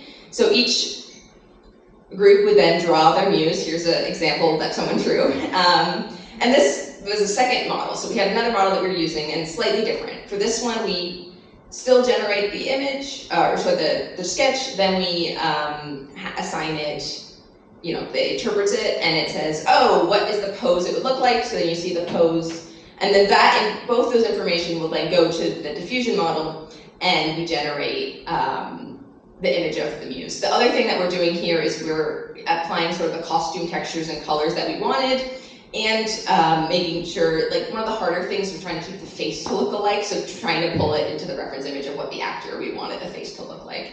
And then lastly, because we're staging all of this in a live Unreal environment, we were then able to apply these 2D assets as textures onto 3D objects, so that gives it more shape. And we were sort of going for the like Hercules moment of like all the muses come alive. It's sort of the reverse of that. We're adding them back to the shapes that they came from. So yeah, takeaways, facial preservation was hard, but we worked really hard on trying to make that happen. So you had the consistency of feeling like what you created is really representing the person you're drawing. And then the other features were actually really useful. I think the texturing one was really helpful, like giving it style images that it was looking at. For a while, we had a lot of fruit that it was looking at, and that actually was really fun. So like the yellow character had a lot of bananas, and the red one had cherries. And we didn't end up going that direction in the final product, but as we were testing it, it really showed that it was taking that information into consideration. And then lastly, it was just a really fun way for audiences to get to essentially not have to be good at drawing. Like there's a lot of pressure when you give somebody the phone and you're like, oh, draw, and then you're like, oh no, like I'm not a drawer, I can only do stick figures. But it was like, this is set out for the people that can only do stick figures, and it will make it seem like what you're doing is pretty spectacular. And so that was really fun to have people have that sort of moment of awe as it generated. And now I'm going to hand it back to Michaela to talk about the last model that we were doing for generation. So one of the original concepts that we talked about in the class developing the show was that we wanted the audience to be able to revisit a virtual version of the Xanadu that they built with their drawings after the show, like a video game. They could just go back and explore the building that they made with all of their creations. That didn't really make it into the final concept of the show, but what did were these 3D objects based on the audience drawings that came into the virtual world of Xanadu, which is the roller disco. So the audience would draw these sketches and they would become objects, just like the other kind of AI models. The sketch would turn into like a text description, and then that would make an object. What was fun about this one is that that picture then became part of a 3D mesh. And so one of my jobs on the show was the human in the loop, to make sure that the AI wasn't making anything really crazy or inappropriate or scary to put out back to the audience. So we had a lot of like three-legged muses that I had to say, no, please don't put that out there for everybody. But this one was kind of hard to do as the human in the loop because when I saw the image, it was just the 2D image, like the picture of the tree, and then it would create a 3D object out of that. And then the objects would spin on the set, so I never knew what was going to be on the back of the image, and luckily it was fine every time, but that was kind of scary for me. So our takeaways from this interactive experience is that the audience loves to draw, even if most of the time they were just scribbling because it was really hard to draw with the phones. They had a great time, and they loved seeing their sketches become part of the set because they felt part of the story. We also learned that it was like we've kind of had low fidelity objects come out because it was we wanted the objects to show up by the end of the song. So the higher quality images or objects, the longer it would take to sort of run. So we opted for an older style so that we could get it out there in real time. So we used these objects and these images in a second interactive part of the show, where the audience's images that got created were looked at by an oracle, which was another large language model.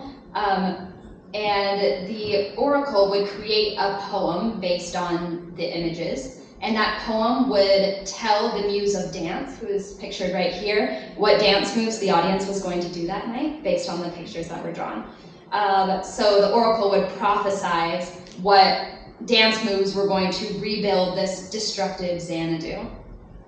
And another interaction that we had that we'll talk about some other time, or if you have questions, is the audience got to leave Earth and go to Mount Olympus, where the gods live. So you can see that here.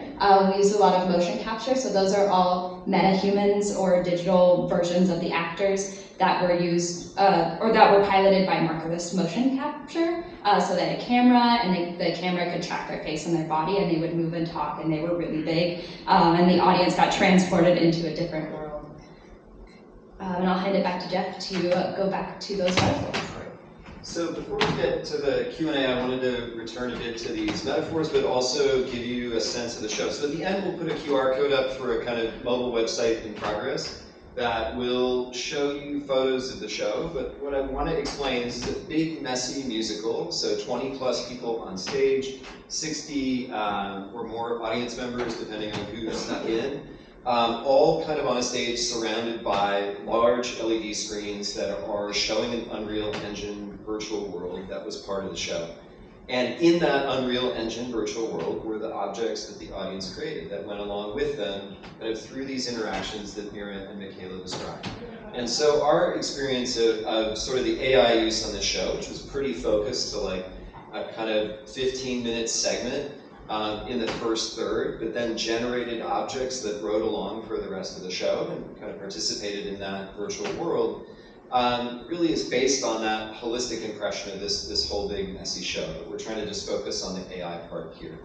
So I wanted to go back to those three metaphors and just kind of talk a bit about takeaways from generative AI and then do some Q&A here. So this instrument up here, anybody from classics that recognizes this or has different names? The one that we were looking at was the Greek sestron. This is a kind of rattle or shaker. And we had a non-AI interaction that worked really well, which was that people's mobile phones were turned into instruments at some point during one of the songs, and they could kind of shake along with the musical number that was happening. And so what is this instrument? It's a sort of mechanism for participation. It's something that we can learn how our input, our gestural input, controls its output. And we were doing, there's a little bit of machine learning in there actually to do the detection of the motion, but not something that we use in the show. And this drawing had a similar sort of takeaway for us, that this was something where what AI, if you kind of look at that complete path, from I draw something or I sketch it with my phone with a bunch of other people around me, and then I see an outcome from it, and maybe I come back another night, or if you're our performers who really were using it as an instrument, they did this drawing every night, and they saw the output every night, and they were the ones that were guiding the audience through that process of getting to kind of know this virtual world as something that could be played or could be sort of created within. And so this, even from this simple interaction, that idea of generative AI as a kind of tool that we can learn how to play or learn how to use gives us a different metaphor, right? So we may use it that way already as an LLM in our everyday work lives, but a different perspective on media and media interaction was here as well. The second sort of metaphor that I found useful is to think about LLMs as, or multimodal large models as a kind of translator across different domains, sometimes with varying levels of success. So one of the examples was this idea, and the text up here doesn't matter too much, but at the bottom were generated images from the show. This is a screen capture from one of our sort of behind the scenes tools. At the bottom are images of the muses that were wrapped around 3D objects from the second interaction that Mira described. And at the very bottom, you can see what happens when the audience scribbles. You get lots of lines and sort of abstract things. Were the basis of mesh generation, 3D object generation, that Michaela mentioned in her example. These were looked at by a multimodal model with some chain of thought prompting to generate a poem in Greek, go from that poem in Greek, which we did kind of just for fun, to a poem in English that started to show up on stage and was performed, to actually choreography, instructions from a kind of library of choreography that the LLM was drawing from, and render the HTML. We said to the LLM, render this out as a web page so that we can look at it. And it did that every time, actually without an error. And so we're translating across imagery, across language, really across different types of symbol systems as part of this kind of instrument that was structured in the show. And then the last metaphor that I think is also useful, and we're just at the cusp of, so if you're following things like Gaussian slats, this idea of taking lots of photos of an environment, generating essentially a kind of custom model that you can get individual 3D viewpoints. You can pick a viewpoint, you can relight it in certain ways. This is changing the way that we think about photography, right? It's a different medium that we are creating. We generate a model that is the creative medium from which our output is coming. This, you might recognize too, is from a tool called Comfy UI. It's kind of commonly used tool to connect different machine learning AI models together to control their parameters, to generate outputs. This is one of our students' work that was kind of prototyping one of the generations that we went through earlier. This is a different creative medium, right? This is working not just in software as a creative medium, but software plus a model that included eventually audience creation, designer input, all those things that we mentioned at the very beginning. So this is a very sort of whirlwind tour through what was a kind of large experimental performance for us. And so we're going to ask I'll ask a couple questions if there aren't any from the audience, but we're going to talk just a bit about the experience of AI with these two folks, and we'd love to hear your questions. This is the cast and some of the crew, most of the crew, and most of the people behind the scenes. All right, so for now, I'm going to move this up and just ask a couple questions.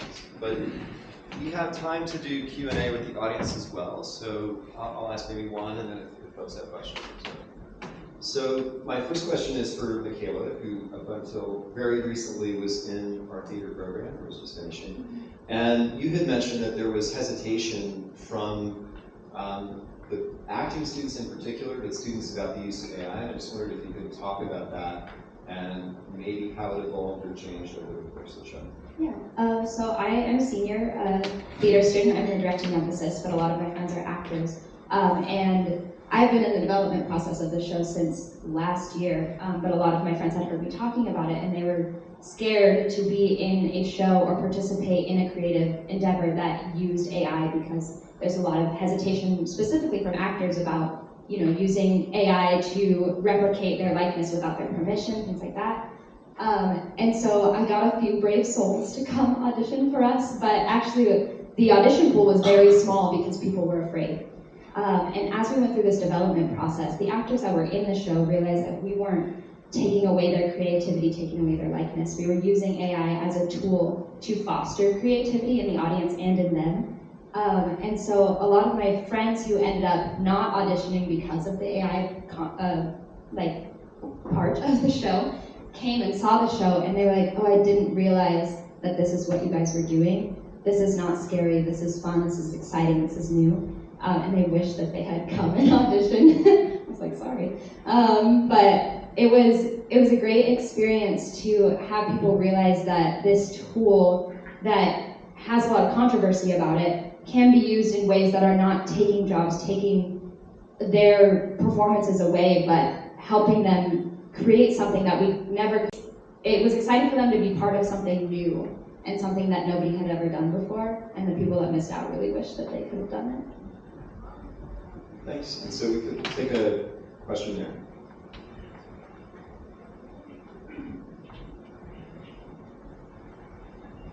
This is really fascinating and just a lot of thoughts are provoking in my head. But just curious from the panel there, what do you think is the art of the possible in the future? So in 10 years from now, when the technology matures and the creative community feels comfortable with the use of technology, how far can you take it? Would you ever see an AI version interaction in Broadway musicals, or where do you see this going? Maybe, Mira, if you want to take it. I was just at Amazon, and there was a VP of AI, and he would not answer 10 years in advance. It's too far, but we'll see what people... I don't know if I can tell you what would happen. I don't think Broadway would. Personally, maybe like a small offshoot, just because I think Broadway has been around for a long time and does sometimes new technology, but for the most part is really like the powerhouse of regional theater. I will say already, if you look to other countries and other places, they're already doing stuff that is starting to push that edge of what that is, like Royal Shakespeare Company in England, and like there's a lot of examples where live performance is doing that, not necessarily in the US.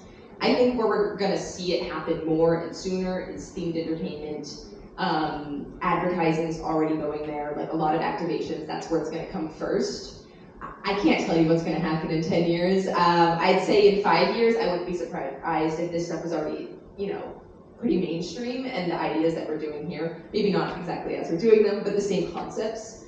But I do think it's a really exciting time where people are looking at the traditional methods that we have and thinking about what are new ways of approaching those, what are new pipelines, how are we having this creative process be different. And I think a lot of people are really scared of it because obviously it's like, income, jobs, all of those things, but I also think there's a good portion of people that are thinking not just how can I consolidate work or make less, have to have less money to make something, but also how can this open up new ways of interacting with each other? And something I personally am really excited about is the idea of like, how can technology be used as a way to meet the modern moment? Like how, there's a whole generation of kids that grow up with phones. They're gonna grow up with, that's the digital interface, and so I'm really interested in like AR and how can you think about, if that's where we are, how do we use that to actually make people then want to come into a physical space together and interact and use it almost as like a buffer to get people into that space and into sort of those environments, which I think is sort of the opposite of what traditional thinking is. But I think those are the places where people are doing really exciting work. I guess two sort of quick things on this is I've been looking at sort of interaction with audiences for a long time, and a lot of the things that were incredibly difficult 20 years ago or required a lot of custom code are changing, right? Whether it's things like sensing on stage what people are doing, for systems to have some semantic understanding of what's going on, and to be able to take action on it, to deal with the machine in natural language. All of those things do seem to be shifting the core capabilities for building interactive experiences at substantial scale. And so I think we're going to see, in that time period, probably an explosion of interaction and personalization driven by this intersection of AI and real-time rendering and things like that. And the live sort of experience becomes one part of that. I guess the second piece that I'll mention is as a difficulty, since it's buried in our additional slides here. You'll have to see all our additional slides.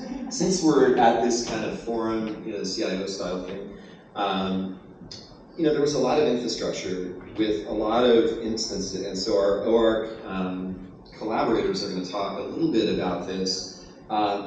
We were running a lot of GPU instances in AWS to keep up with audience demand, and had to create a whole sort of serverless infrastructure for the services that sat behind that simple AI experience. I don't know what's exactly going to happen with this in 10 years, right? Because building something that is creating something unusual out of the building blocks that are kind of venture-backed or coming out of these big companies is tricky, and it takes a lot of effort. And it's not clear to me what's going to happen to that in 10 years. And so it would be nice to, anyway, I could keep talking about that. Any other questions from the audience? Yeah. Well, we maybe think a future IT implementation of this possibly would be participation in creating products and services. So not just a show, but adding something to it. The other thought I had though is it sounds like when you were producing this, did you have rehearsals? I did a lot of rehearsals.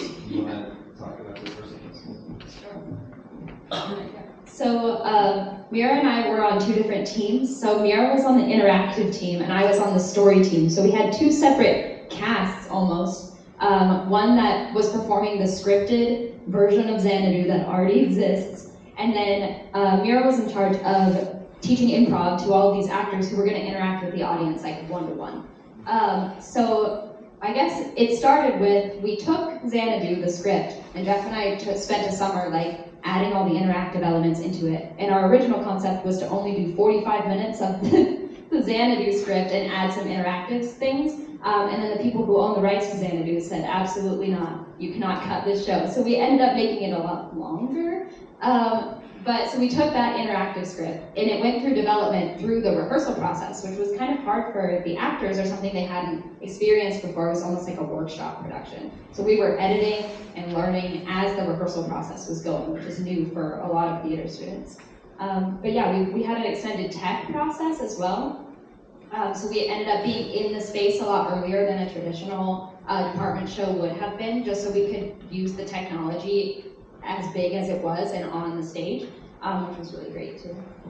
Yeah, one thing I'll also add, which Michaela touched on earlier, was that we had a whole quarter dedicated to playtesting the interactions ahead of going into our rehearsal process with the actors.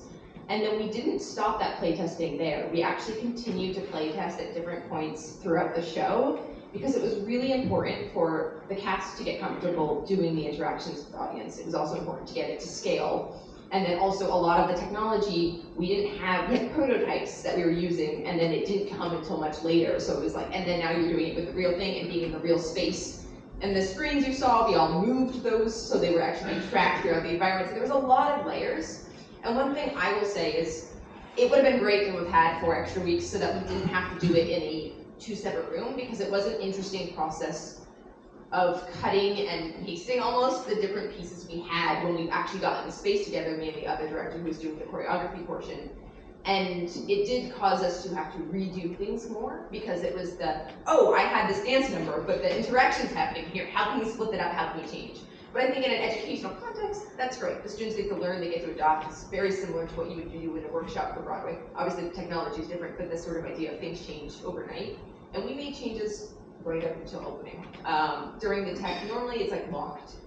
For what this show is, you have to be able to learn, and we didn't get at scale until dress rehearsals, and when we were in dress rehearsals, we wanted to be able to be like, okay, it's different with 50 people than it was with 25. How can we change that? How can we adapt? Can I ask a quick follow-up? So, it's really good that AI helps in fast tracking the process. Something that used to take a couple of days, now it's 1 day or less. So that's great. But again, a hypothetical situation. We're generating a lot of data with AI systems, unreal data. It's not real. A lot of, and it's not related to so much on the professional side, but it's more social aspect of it. People they use so much of this data over a period of time, 3 years, 5 years. People will be used to just seeing unreal data.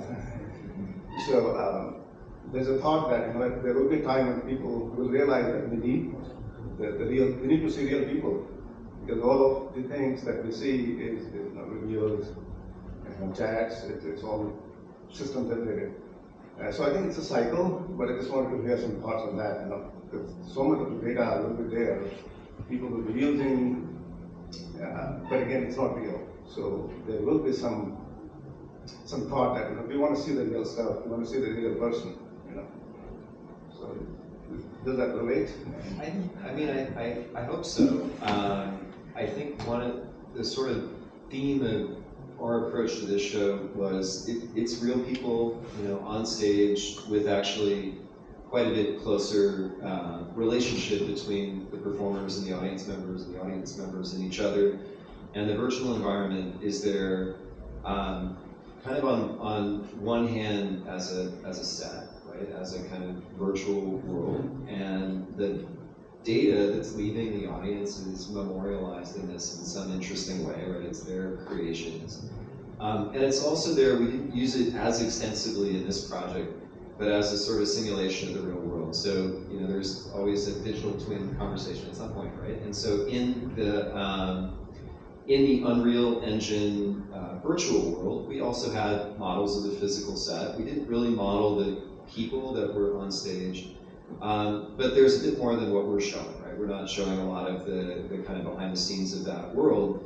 And so, you're seeing, to kind of like go up a level from what we presented, you're seeing people interact surrounded by a virtual world that is kind of allowing their data to become, and their relationships to become visualized in one particular slice according to the show, or for the show. And I think it's emphasizing that human interaction. That I created this, and this thing is going to follow me as I go through this experience.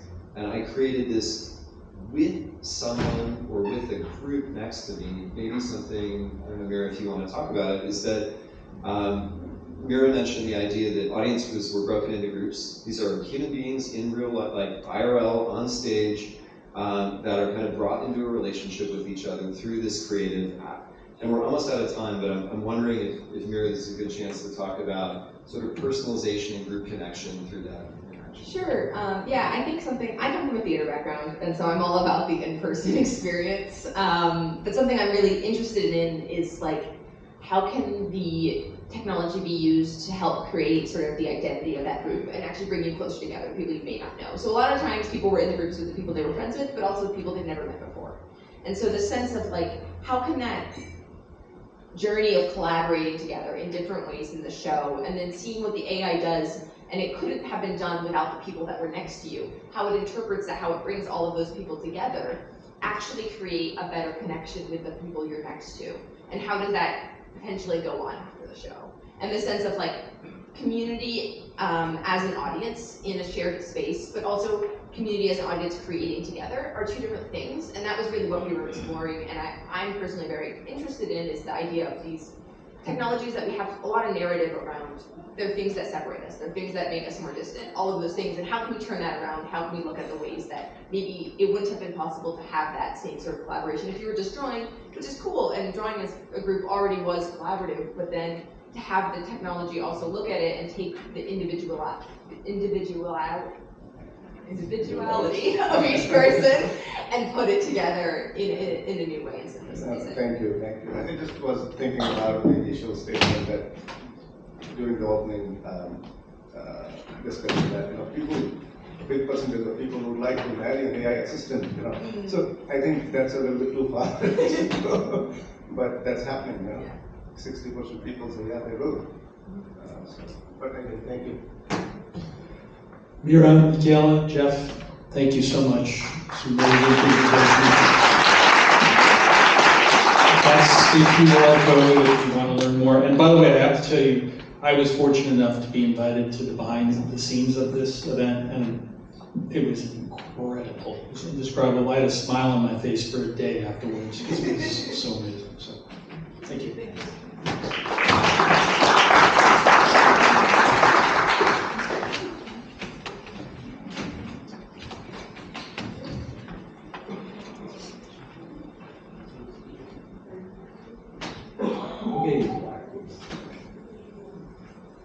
All right, so we're going to transition into our next showcase. This one is called Exploring AI in Higher Education, Real World Applications from UCLA.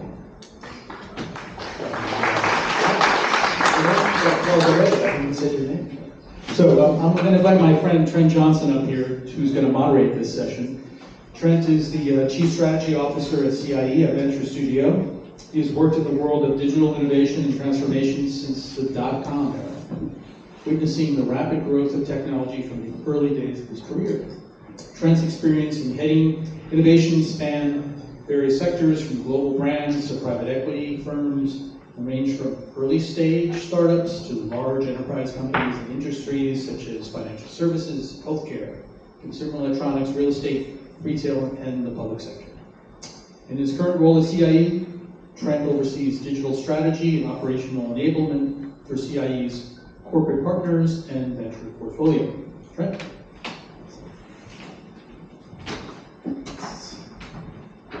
Thank you for the introduction. Folks, welcome. For those of you whose first time this is coming out to Innovate, welcome. Today we want to explore basically this idea of innovation, particularly around AI and AI use cases in higher education. In particular, if you think about the news cycle that's out there right now, there's a lot of talk about and forecasting, prognostication about what AI will do, its impact to society, its impact to the workforce. And in particular, in my own world, what we're seeing is almost like an arms race and a rush to seed capital for AI-related projects in venture. And so what that means, particularly to the workforce coming into labor, is this idea of the shifting workforce, as well as what folks are going to have to do differently in order to compete. I would say that you see out in the news right now various companies that aren't making hires that they would have, and this has a particular acute effect on graduating students. So here at UCLA, this is basically the tip of the spear for how we prepare students as they enter into a brave new world that has AI, that no longer requires people to consolidate, summarize, correlate data. AI does that pretty well. A new world that will expect people to have a co-partner that is AI. So today we are proud to welcome two of the faculty here at UCLA that are... I don't teach. Nobody asked me to teach. Staff, they're really important. But so if I could get Davida Johnson and Howard Miller to come to the stage.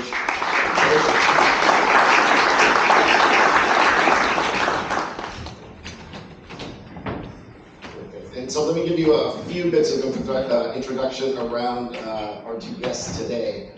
So Davida is the head of UCLA Advanced Research Computing. As an executive director, her team is full of computational scientists, data scientists, and technologists.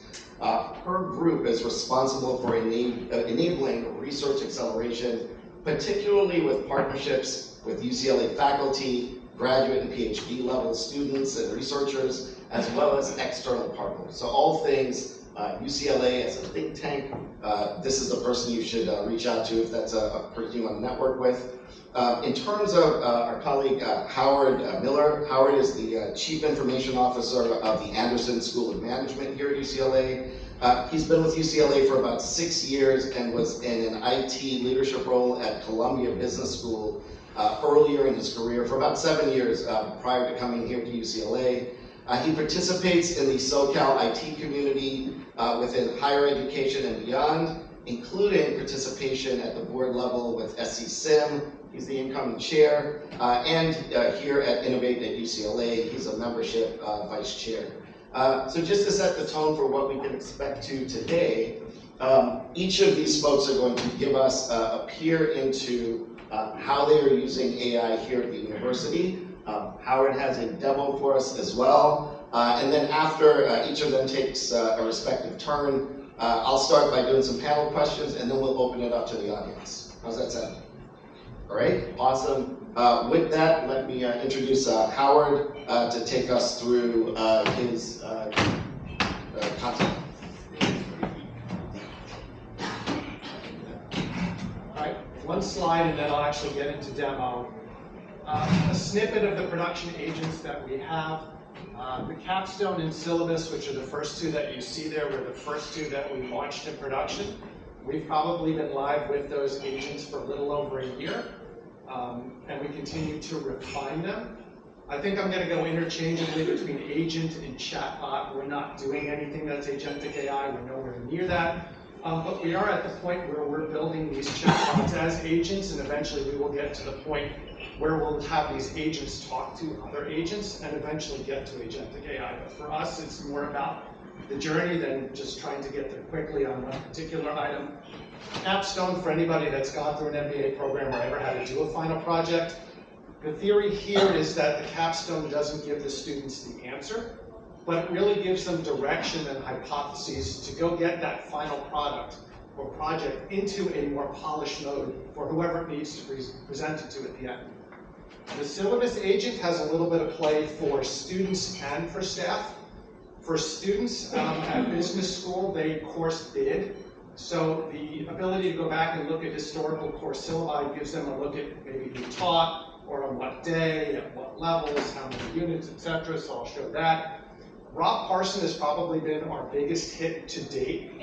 That agent in about 2 weeks, and it was used in a class this spring quarter, got almost as much utilization as the capstone agent, which had been live almost 6 months longer than that. And that one's a specific simulation where you as the student get to interact with the bot in a simulation. So what would typically happen in the classroom is that some students would get up and role play and everybody would sit back and say, no, I would have done it this way, I would have done it this way. Now every student has a chance to use the agent to go through that simulation. The last one, which I can't demonstrate just because it's not ready for prime time just quite yet, it's close, is this academic feedback intelligent assistant. It was at one point called a grading assistant, but essentially what this agent can do is it can take a student submission, it can give it a qualitative feedback, it can also give it a quantitative feedback if we want it to, and it's also directly integrated into the learning management system. So, and I'm happy to talk about any of this probably ad nauseum, but all right, let me figure out where I need to go. Yeah, I think that was the right one. Okay. So what you're seeing here is the platform on which most, what you were seeing there. This way. I think it'll work the way it was. Okay. So this is our platform. We call it Anderbrain. It was my idea, so if you don't like it, that's my fault. I can take credit for that. And then we have all of these agents that we've launched. So if I hover over the capstone real quick, it'll come up with that box and tell you that the capstone is the AI learning assistant to help them through their class. And if I go in and get off of that for a second, stop it.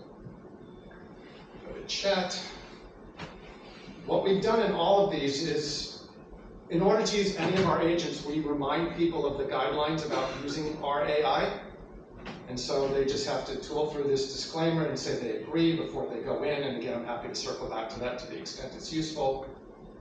Something as simple as how do I get my travel reimbursed? It's pretty straightforward. Where it's actually kind of more useful, wait for it sometimes, which is the fun of a live demo, but be that as it may. Try maybe you like this one. So again, it prompts that you're acting as a marketing expert. So it goes through based on these prompts, and you can ask it a series of questions. Again, I'm happy to circle back to any of that as time will permit. I also have one in here. It's called Hallucinate, if I can find it. So this particular question, it's not going to know the answer to because this particular LLM is not trained on this question. So this model was seeded with about 200 files that the faculty member uses to teach the capstone course. It's not connected to anything else. So if the model doesn't know it, it won't go hallucinate, it won't go find an answer. So that's the capstone. To my agents, go down to syllabus. So again, the syllabus will talk about detailed information about courses, faculty members, dates, course lengths, etc. What I like about this one specifically, and again, this gets into the interactive nature of it, help me build a class schedule for next quarter. So first of all, we've told it what next quarter is, right? And then you can tell it how many units you want to take. So I want to take 8 units. I'm going to be an overachiever, so I'm going to take classes on Monday, Tuesday, Wednesday, Thursday, and Friday, just because I roll that way. And I want healthcare, because again, I didn't want to type it. Healthcare technology.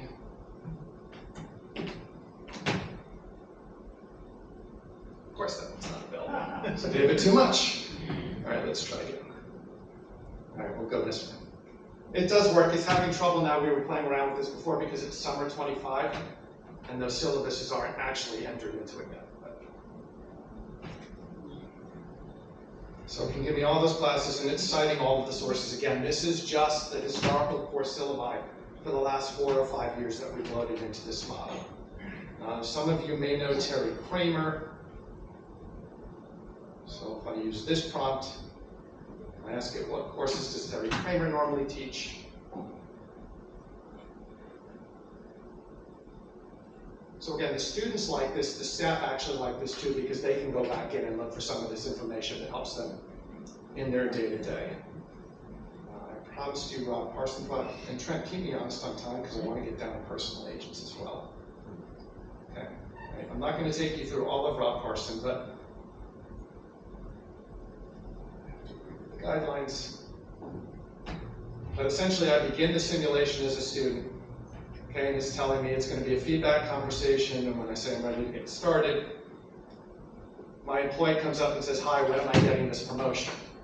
And I'm going to tell him after 3 months, and then he's going to complain. I say, are you kidding me? What's the holdup? And I'm going to blame it on HR. Because I can, right? What does HR have to do with this? Delaying process. And essentially, I go through this whole series, and I'm just going to say exit, right? Because you get the idea. And then at the end, when I get out, yes, I want the feedback. That's the important part. So based on this framework, it's telling me what I did well and what I didn't do well in my simulation and how can I improve it. And again, if I go back to how I teed this up, beforehand in the class, maybe a handful of students at best would get to do that role play, and everybody got to sit in the back of the room and be that armchair quarterback and say, no, I would have done it that way. So now every student has the opportunity to work through the simulation. And then lastly, we've released this new feature called Create a Personal Agent. And a couple of my team members are here in the office, and I recently walked one of them through creating a personal agent. And what I'm finding with these personal agents is it's really kind of making the AI more, I see, directly impactful to them. So I created one last night called DTS. So Veronica, I have this set up to go against the DTS website, and I created a couple of prompts, and I said, this one, what are the strategic initiatives currently underway? So if I wanted to go mine the DTS website, it's going to tell me what's going on at DTS. That should be correct. And then if I go back here, and so the whole point about these personal agents is I can connect it to a website, I can point it at a website or websites, or I can point it at a file repository, I can point it to SharePoint. And then again, at the individual employee level, they have the ability to do what may be most important to them. Data set, I don't want to go as far as saying it's personalization, but it allows them to interact with the AI in a way that they can start to understand how it might work for them and how it can more broadly apply. That's the general idea. I'm happy to talk about this more, but I want to keep us on track. So. Yeah, absolutely. So, how about I ask you a couple questions while we are getting Davita's content up. So one of the things that was really interesting is that as you all looked at kind of this library of agents that you use, if I take us back, we looked at this organizationally through a governance that had an AI task force. And when we were putting this together, the AI task force had a combination of faculty, staff, and students. And so ultimately, we probably identified at least a dozen use cases initially that we potentially wanted to go after. And the two that we selected, the capstone and syllabus, were selected because they were quick time to value, we had the data, and we wanted quick wins, right? And again, for us, and you teed it up in your intro, right? You know, staff kind of sorts a little bit lower to the bottom, but to get this in the hands of students was important. And to get faculty to change the narrative so that they could actually include it in their courses. And Anderson went AI first this fall as a school. We just said, we're going to do everything AI first. So it was all to tee up that narrative in front to get us to using AI as quickly as we could. Perfect, perfect. Well, now we will hear from Davita. There'll be more questions to both of our panel, but thank you, Howard. Really great demo.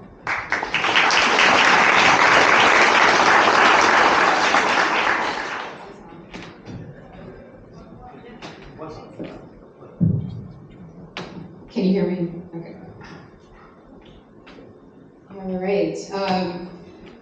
You heard from the School of Theater, Film, and Television just a few minutes ago about the Xanadu project, TFT, Theater, Film, Television, I think I got that right, and Remap. And I wanted to talk about the partnership that my unit did with the TFT group on Xanadu. And Jeff talked a little bit about the platform, the AI platform, the technology underneath being able to use AI and having a collection of services to deliver services specifically for that production. So my group was responsible for getting that technology together, architecting it, and building it for them to serve up these services so that that creative team was able to use them for the production itself. And let's see, so last year, Jeff approached me and asked, did we have anything on campus, any resources on campus to be able to do something like this? He introduced the vision, and I said, we do not have that, but we can build it, we can help build it, and we can work with the AWS platform to be able to do that. I do want to give credit to the team. So Anthony Doolin, if you can raise your hand, if you want to talk to him. Anthony was one of the AI architects on the project, and along with two other gentlemen within my group, to build these tools for them. And it was trial and error, but they were able to create something, a platform, so that essentially the performance was flawless. I was one of the members, the audience members, and I would say it is definitely a new experience. It's very human-centered, and the creative choices that were made were all about how people would interact with each other using technology and be a part of the story. The audience was on stage, so I was on stage, and I did get to interact with the people that I was connected with in my group, and we did draw together, we did sing together, we did dance together. Well, I didn't, but they did. But it took it to another level. This a different type of way, a different experience using AI in the way that they chose to use it. Let's see. Okay, so all these images are actually created by AI, but the creative team provided our team with a list of requirements, and those requirements are very creative. We're going to have skaters. We're going to have they're going to be doing a loop. It's going to be on stage. We're going to have these very large LED screens that project guides, and we're going to have the audience draw. So there's motion detection there. There's always a disco ball in the 1980s, and also you had to be able to do this with 50 concurrent users. So I think Jeff said there were about 60 audience members, but the design was specifically for 50, and so that's what they took into consideration there in their architecture. Okay, so this isn't meant for you to actually see, but it is meant to show you that there is an architecture underneath what they did within the AWS suite of services. It was, again, like I said, it was trial and error for the team to do it. A lot of manual work, a lot of putting this together and making it work to, fast forward several months later to something that was essentially flawless. At least from our perspective, it was an extraordinary performance. What else is behind me? Okay, so on this side, you'll see what the technology stack was used to create this platform that allowed, again, the creative teams to be able to use a variety of models. They use several models, and also make decisions based on the strengths of those models.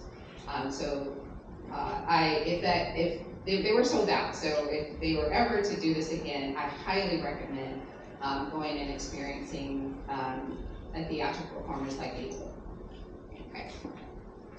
Just the team credit. So Andrew Browning, Anthony Doolin, as I mentioned, and Jerome Ronquillo were the team members from my department who worked on the project. All right. Okay. The second thing I wanted to talk about is a one-stop. I have to read it because it's a lot of like terminology. So a one-stop shop AI HPC-enabled platform for enhanced geospatial feature detection, classification, and analysis. Okay, that's a lot. But so I'll break it down to you. If you're familiar with GIS, geospatial analysis, it's a lot of maps, and on your right, those are some of the types of maps that you use for decision making, urban planning, environmental conservation, gaming. It's used in entertainment, for a theme park, layouts, and so it's used a lot. The tools that are available, there are a lot of complex and very highly useful tools out there. Esri, I'll mention Esri as one. But it's a lot of data, it's a lot of information.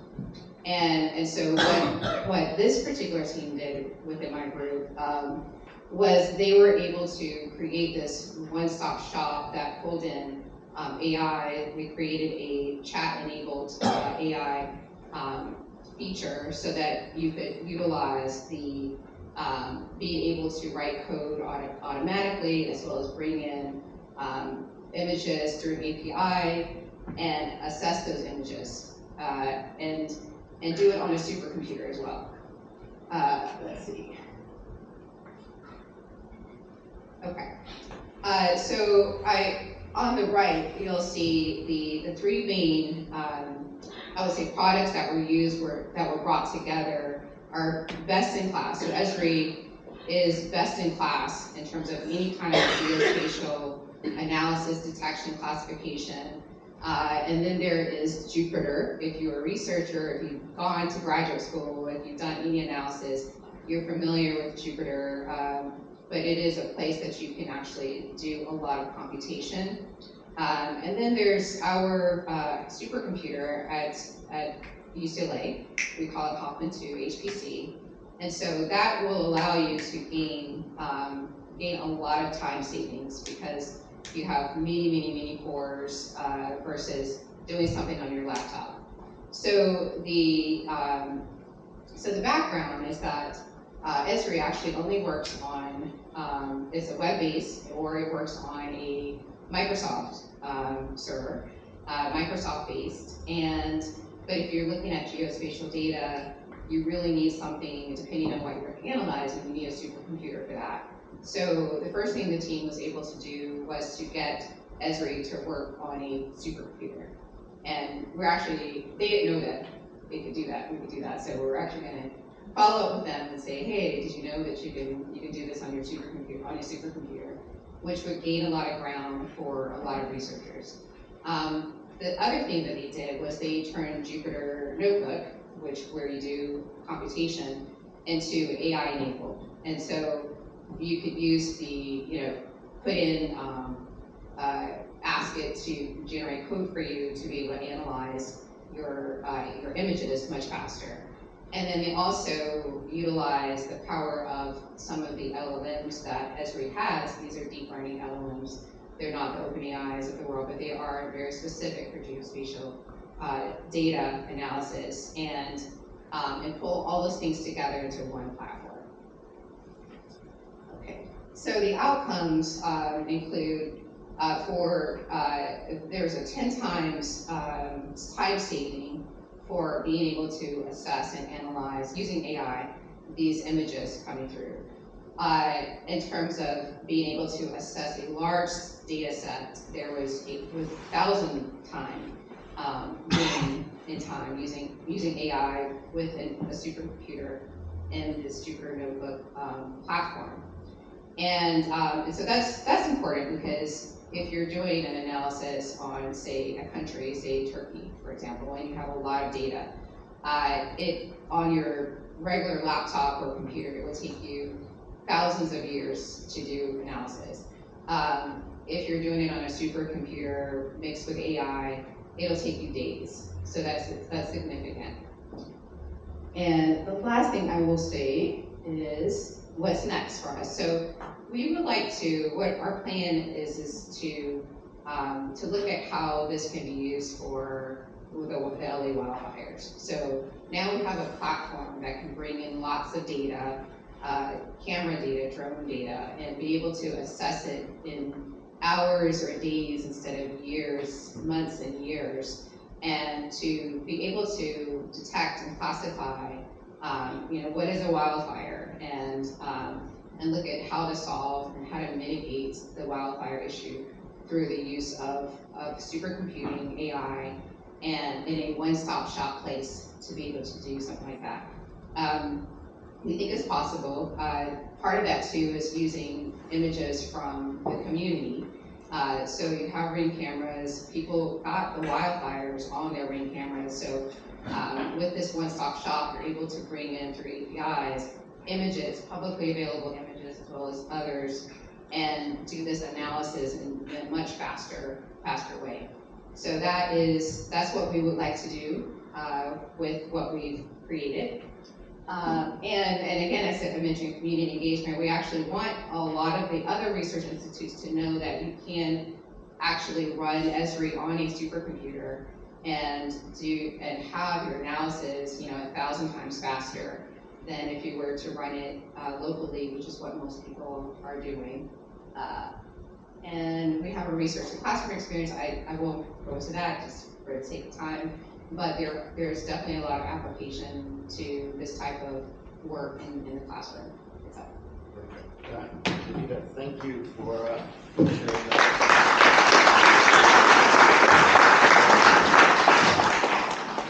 We're going to shift a bit to asking some questions about the work that you guys have done and what you're seeing. But Davida, one question I will start with you, and just more broadly, in terms of, as you were describing the work that you all were doing, it seems very technical. Like definitely, you look at some of those pictures, you got the liquid screens, you got the architecture underlying the background. When you think about student interaction and supporting those projects so that they will be ready for kind of that new workforce, what did that look like for students that may have been part of this project? Yeah, so I looking at the second project, what that one-stop shop is meant to do is to make it less technical for people to use these tools. We didn't have any students working on that particular project, but we always have a lot of graduate students and undergraduate students working on specific things, and they tend to be in the sciences. This allows those who are in the humanities who are looking at other things like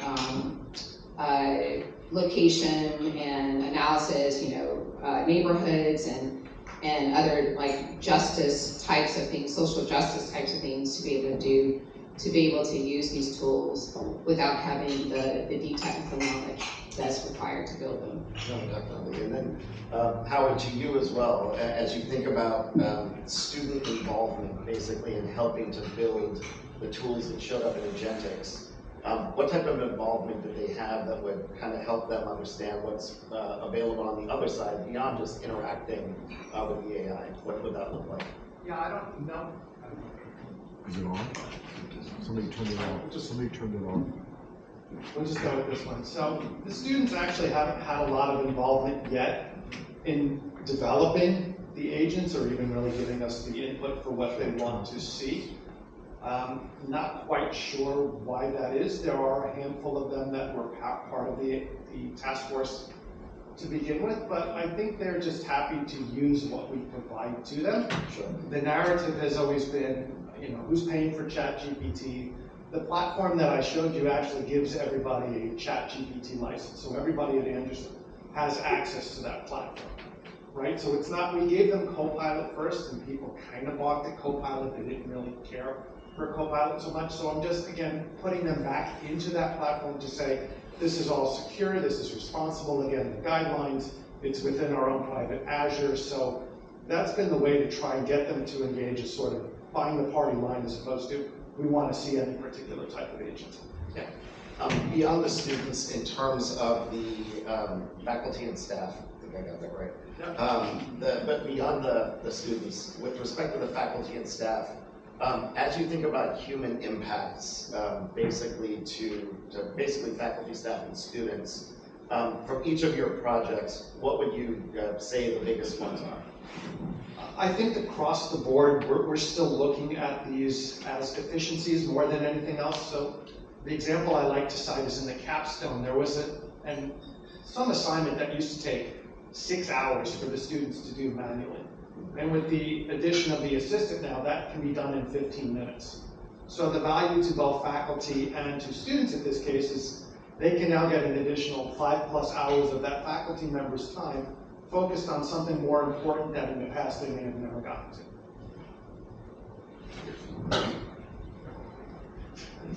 Okay.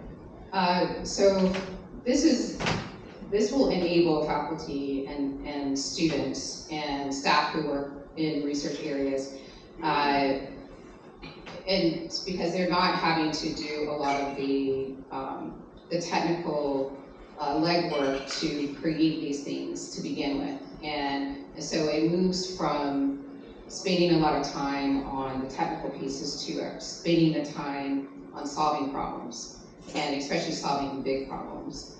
And so that's really what we want. I mean, that is the goal, which is these tools are great, they're excellent, but if you are spending so much time trying to get something to work and not a lot of time on the problem solving piece, then they're not useful.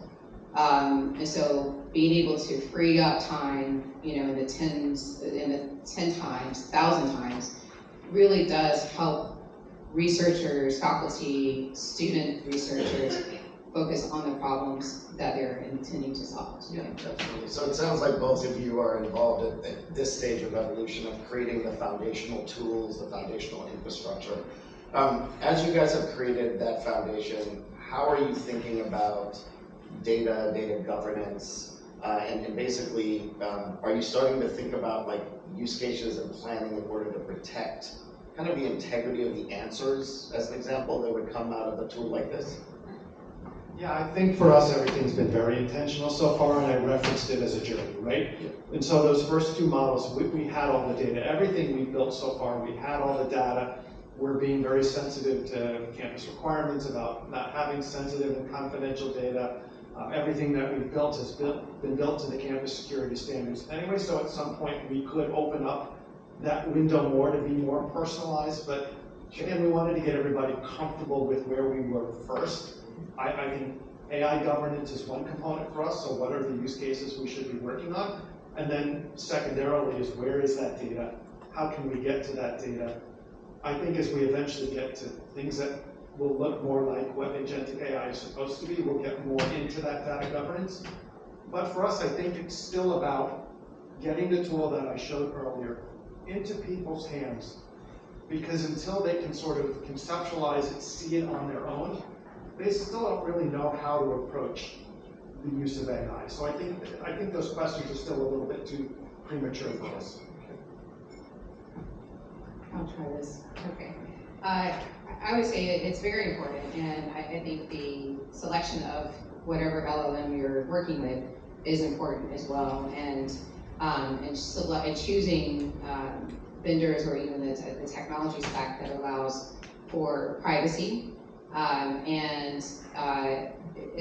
As Howard mentioned, we have a standard on security, so following that standard, but then there's also privacy with the data that you're actually using.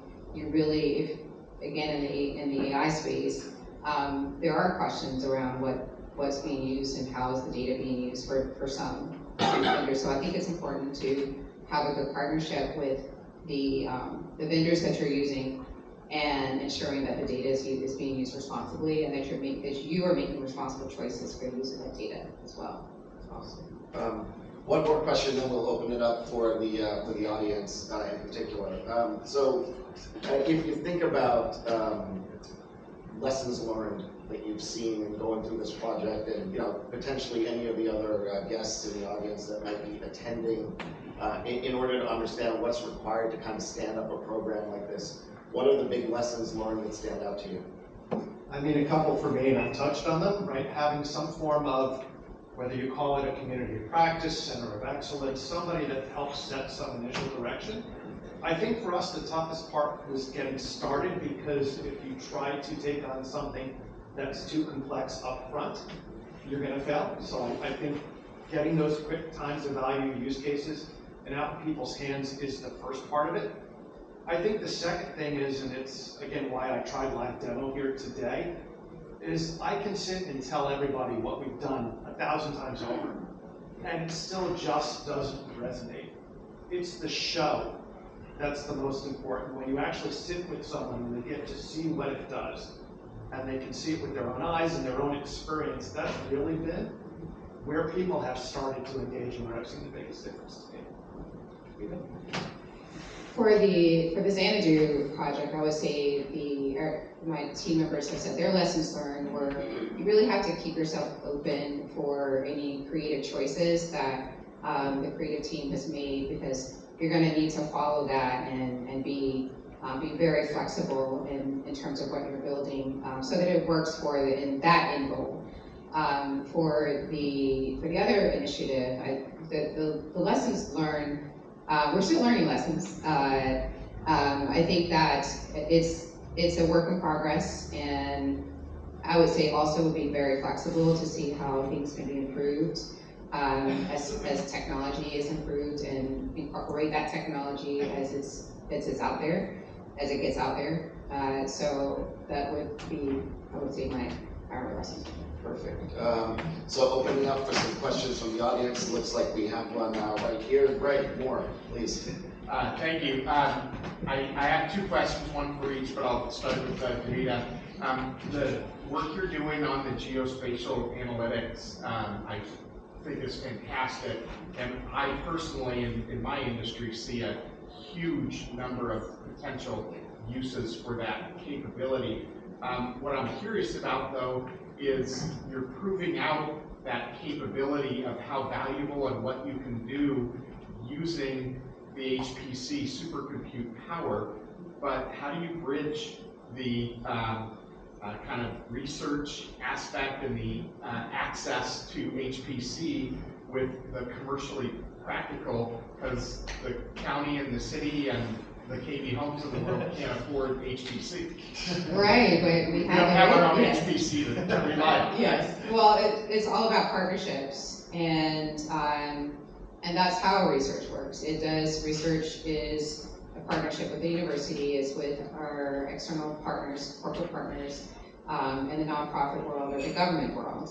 And each of those has a set of unique characteristics and specialties to bring to the table. So even in a large scale, problem like LA fires, we're all impacted, and we all have a stake in the game. But it's bringing those resources together.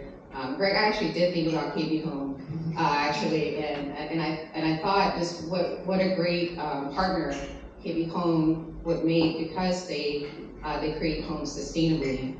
And if you're looking at having sensors or built-in devices that could protect your home better, let's prove that out through a proof of concept to see how it works. But you have to throw everything into this big supercomputer and see what works, so that you can get to a place, you can bridge that gap to make it more commercial.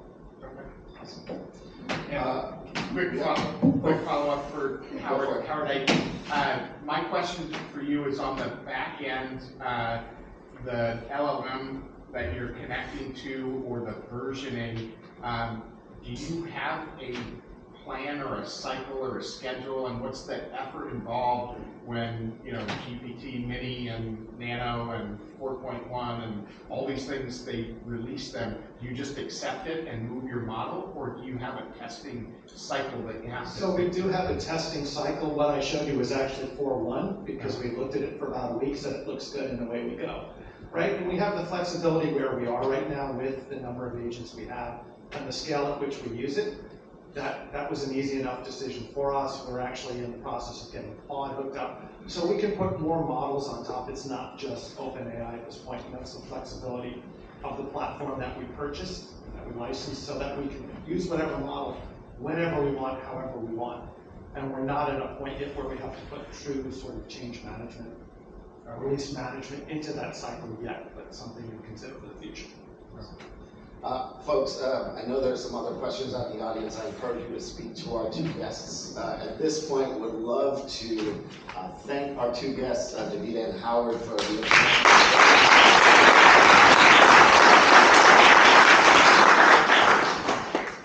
next up, I'll hand it back to Joseph to basically take us through the next items of the program. Thank you.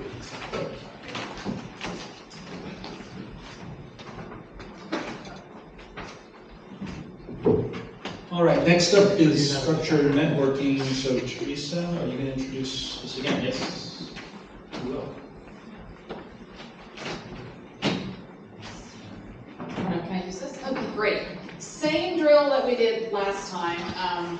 Unfortunately, we forgot to do our second set of topics at each table. So if you're, for this question, we're going to go by industry, right? So we talked about 3 different areas today. We have healthcare, which is going to be at the 2 tables that are marked security and risk. So if you're interested in talking more about AI and healthcare, please go to one of those 2 tables. We have media, entertainment, and gaming at the innovation tables. So these 2 tables here, if you're interested in that topic, please migrate to that one. And higher ed in the back where it says ethics, that'll be the higher ed tables. So yeah, we're going to do another round of discussion all about leadership in AI. So that's the next topic. Talk about your leadership approach and share some ideas there. Okay, great, everyone. Time flies when we're having fun, right? We're going to go a little bit quicker on the readout. So maybe if everybody starts to wrap up, I'll start over here with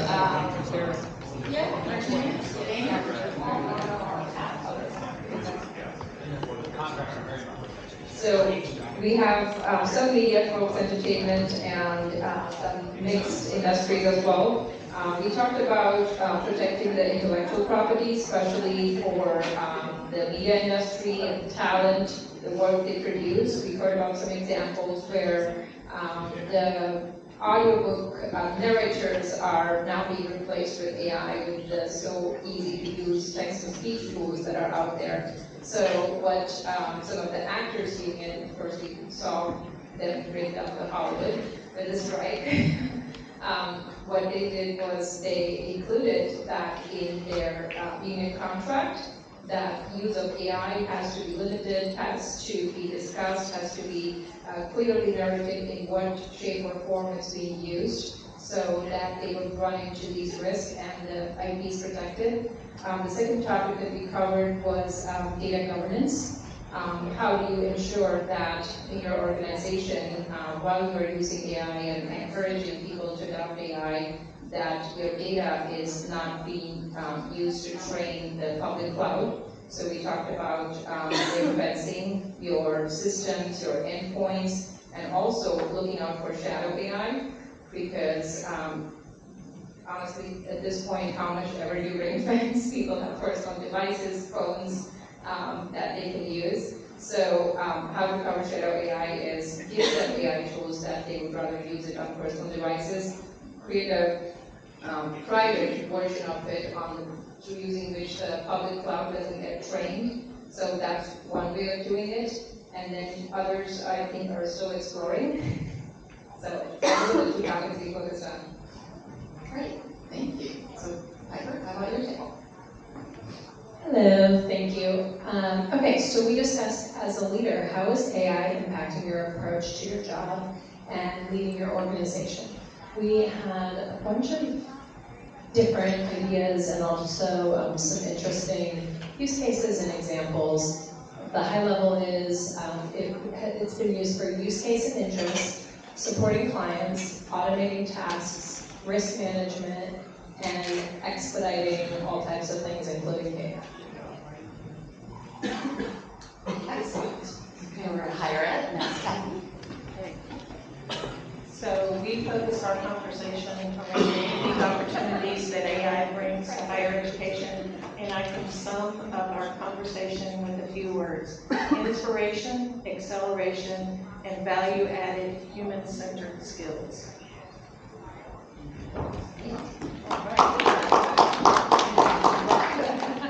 Sure.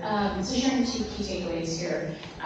We also contemplate from a higher education perspective the impact, and this is really an age where it allows us to do more with less, but we have to navigate the balance of ethics with productivity and innovation. That's especially when we talk about academic integrity and what it means to achieve. That's a question that we're still navigating. The other is it opens up accessibility from a access to resources and bring that closer to the experience. That's wonderful, but also from a learning perspective, it allows us to serve more students and learners in different ways, which is incredibly exciting. Yeah, that's it, Chris. Thank you. I brought it up with healthcare. On our table for healthcare, we had some mixed participation, but I think the general agreement was that there was more positives than there were worries around it. The positives including better patient-centric approaches, a AI assistant can possibly help a patient to do much more analysis before they can go to the doctor, as well as the doctor knowing much more about the patient before they come to them. There are these advancements in generation of technologies in medicine itself that are being rolled out that is going to be expedited because AI is now available both to the people making it and the people creating trials and the people approving, such as FDA. The biggest concerns that did come out was possible hallucinations, although it came out on the law side. Even on the medical, I can assume that no matter how much you train a system to make with it regards of the data that was provided, it may still hallucinate. So common sense still has to prevail in a industry such as healthcare. With that, thank you. So awesome. Thank you, everybody. I'm going to throw it back to Joseph.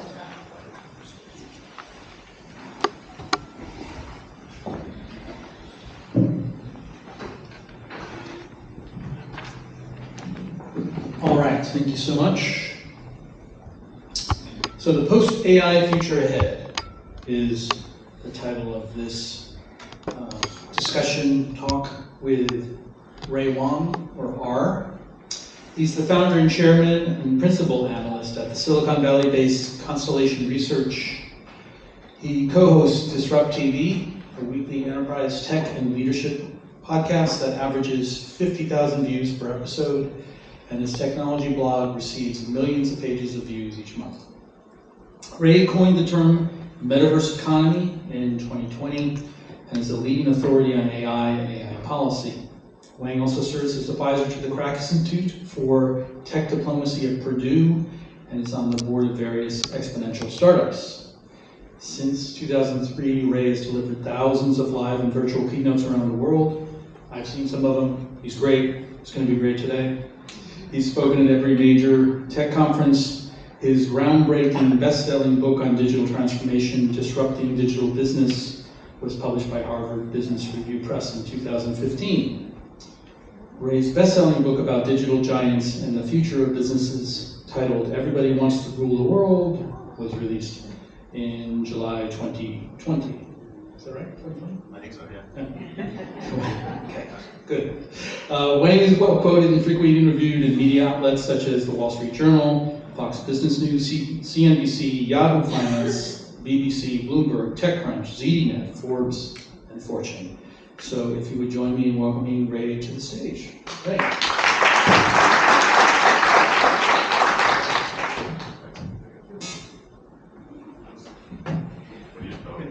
Oh, yeah, sure. Oh, here we go. Sorry. Ray Wang is with us. He is our tech guy. I'm bringing Constellation Research principal analyst and founder, Ray Wang. Ray, it's great to see you here. So lots to unpack. Okay, we can bring in Ray Wang, founder of the tech advisory firm Constellation Research. Ray Wang is with us.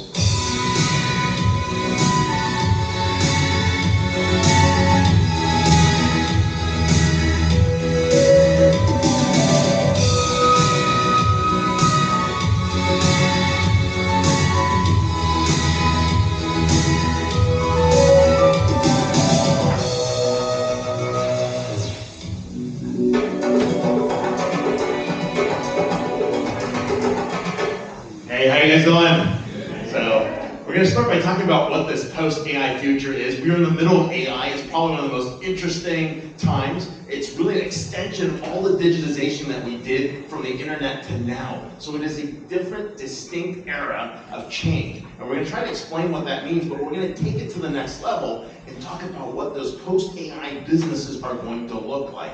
Hint, there's a lot of data, and that data is going to be important. But I want to take a look back, and if you get a chance, we're going to start talking about the concepts around here, because we actually believe that companies who actually build for AI are going to win. We have a bunch of AI-first companies that are being created. We'll explain what they look like, but you're going to know when you see what that means.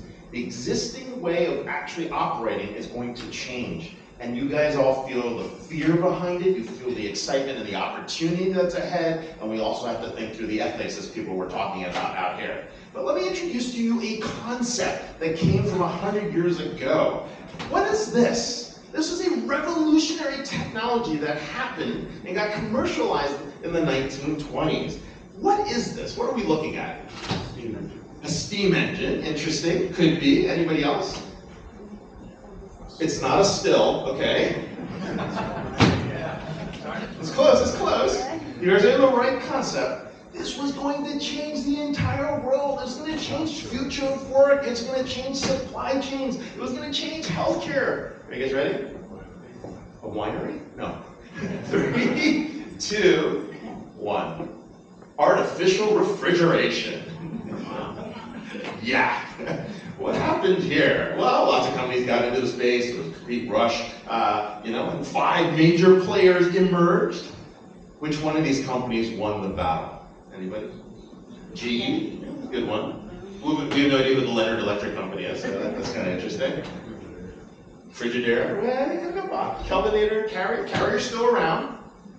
Well, actually, this is actually an interesting story of technology and technology adoption. The best performing company is actually not listed here. 3, 2, 1. Coca-Cola. They apply artificial refrigeration better than anybody else, and when you look at shareholder value, we're talking about shareholder value from when they started, it is an amazing story. This is going to be the same analogy for artificial intelligence, because the companies that put AI to work are the ones that are going to win. I want to give you an example of what these AI-first companies look like. There's a really good friend, we're not being recorded, right? There's a really good friend of mine who started a company, we are being recorded. He basically took a company from 100 million to $1 billion. He took another company, did 30 acquisitions and got them to another $1 billion. He then left, took another company, got them to 600 million in the digital transformation space. And then he took another company, left, and got them to about 400 million and then quit. In March, I bumped into him, and he basically has 6 people driving 8 million in revenue. Think about that. The average consulting firm is doing $300,000 to $400,000 per employee. He's doing 1.1 million. And he believes he's going to get to 3 million in the next 2 years, and at least 5 million in the next 4 years of revenue because of AI. That's what we're talking about. There's a level of exponential growth, exponential efficiency that we haven't seen before. And so the companies that are actually going to win in this are the companies that realize that this is a different change in the business model. Studios are going to look different. Healthcare is going to look different. Pharma is going to look different. Every industry is going to be touched because the operating model changes. The cost of labor changes. The number of iteration changes. The level of innovation is going to change, and that's why it's important. So let's start by talking about what's going on, right? Big themes, what Constellation Research does is we think about the business themes, we apply a futuristic framework that looks at politics, economics, society, technology, environment, and legislative, and we bring them together, and we start thinking. Who's experienced margin compression here? It's probably everybody in the room, I would assume. You guys are nodding your heads. That margin compression is not going away. Who's having AI arbitrage moments right now? Are you guys feeling this? This is a very interesting space. Last week, I was in a lab at Google where they were showing VO3. With VO3, a 10-person team can actually build what a 100-person studio is doing in half the time. Digest that. There are going to be studios popping up everywhere that you've never seen before. We already see it right now, but we're talking at a scale we've never seen before. We also see this other piece. I was talking to the CEO, Kevin Nolan at GE Appliances in January, and he said something interesting to 17,000 employees. He said, every one of you will be using AI by the end of the year. And people were like, well, what do you mean? Well, on the factory floor, they're using computer vision to look at quality. If you look at product and design, they're doing simulations and digital twins to figure out capacity. If you're in marketing, a global marketing campaign that was 5 months is now done in 5 weeks with full language translation. That's what he's talking about, and every one of his employees are. We might all have our own digital agents. We might know what they're doing, but they'll be doing out there. And of course, we're also looking for flywheels and revenue growth, and that's where we're coming. Anybody have kids in school? Anybody have kids in school that have friends that make $5,000, $6,000 a month doing nothing? What are they doing? They're arbitraging sneakers, watches, they're doing trading, they're getting tickets, right? They have agents working for them. In fact, they've got a flywheel that's driving them $60,000 to $70,000 in revenue without them ever having to go to work, right? We're all looking for flywheels, and that's actually happening in real life. Amazing story. We're interviewing the CEO of Sam's Club, Chris Nichols, at our AI forum in New York. He said the most amazing thing I would expect. He said, we got rid of 100 million tasks. Now, you all know Sam's Club is part of Walmart. What's the next thing he said? Anybody want to take a guess? We got rid of 100 million tasks, and then no. And that's what we were all expecting, that he got rid of 100 people. He put 3% more people in the front lines to deliver on customer experience, because now he can do that. That's pretty crazy, right? And so it goes both ways. You could have more capacity, or you could decide to cut back on staffing. And so we actually think that we're actually seeing the future of work, where you're actually using this to augment employees and actually improve efficiency and get regulatory compliance. But there's one piece that AI can do that we couldn't do in the digital age, and this is the one fact we have to think about. It's exponential efficiency. This is the 10x rule today. It is the 100x rule in 3 years, and it's the 1000x rule in 5. Simple fact. SpaceX is 1/10 the cost of Boeing. Who is 1/10 the cost of SpaceX? Anyone? The Indian Space Agency is 1/10 the cost of SpaceX. Let's look at this. $1 million Lockheed missile versus $10,000 drone. Who's going to win? The drones, every time. Let's look at financial services. It's $25 for a wire, $1.50 for ACH. How much is peer-to-peer payments in Brazil and India and UPI and PIX? 0.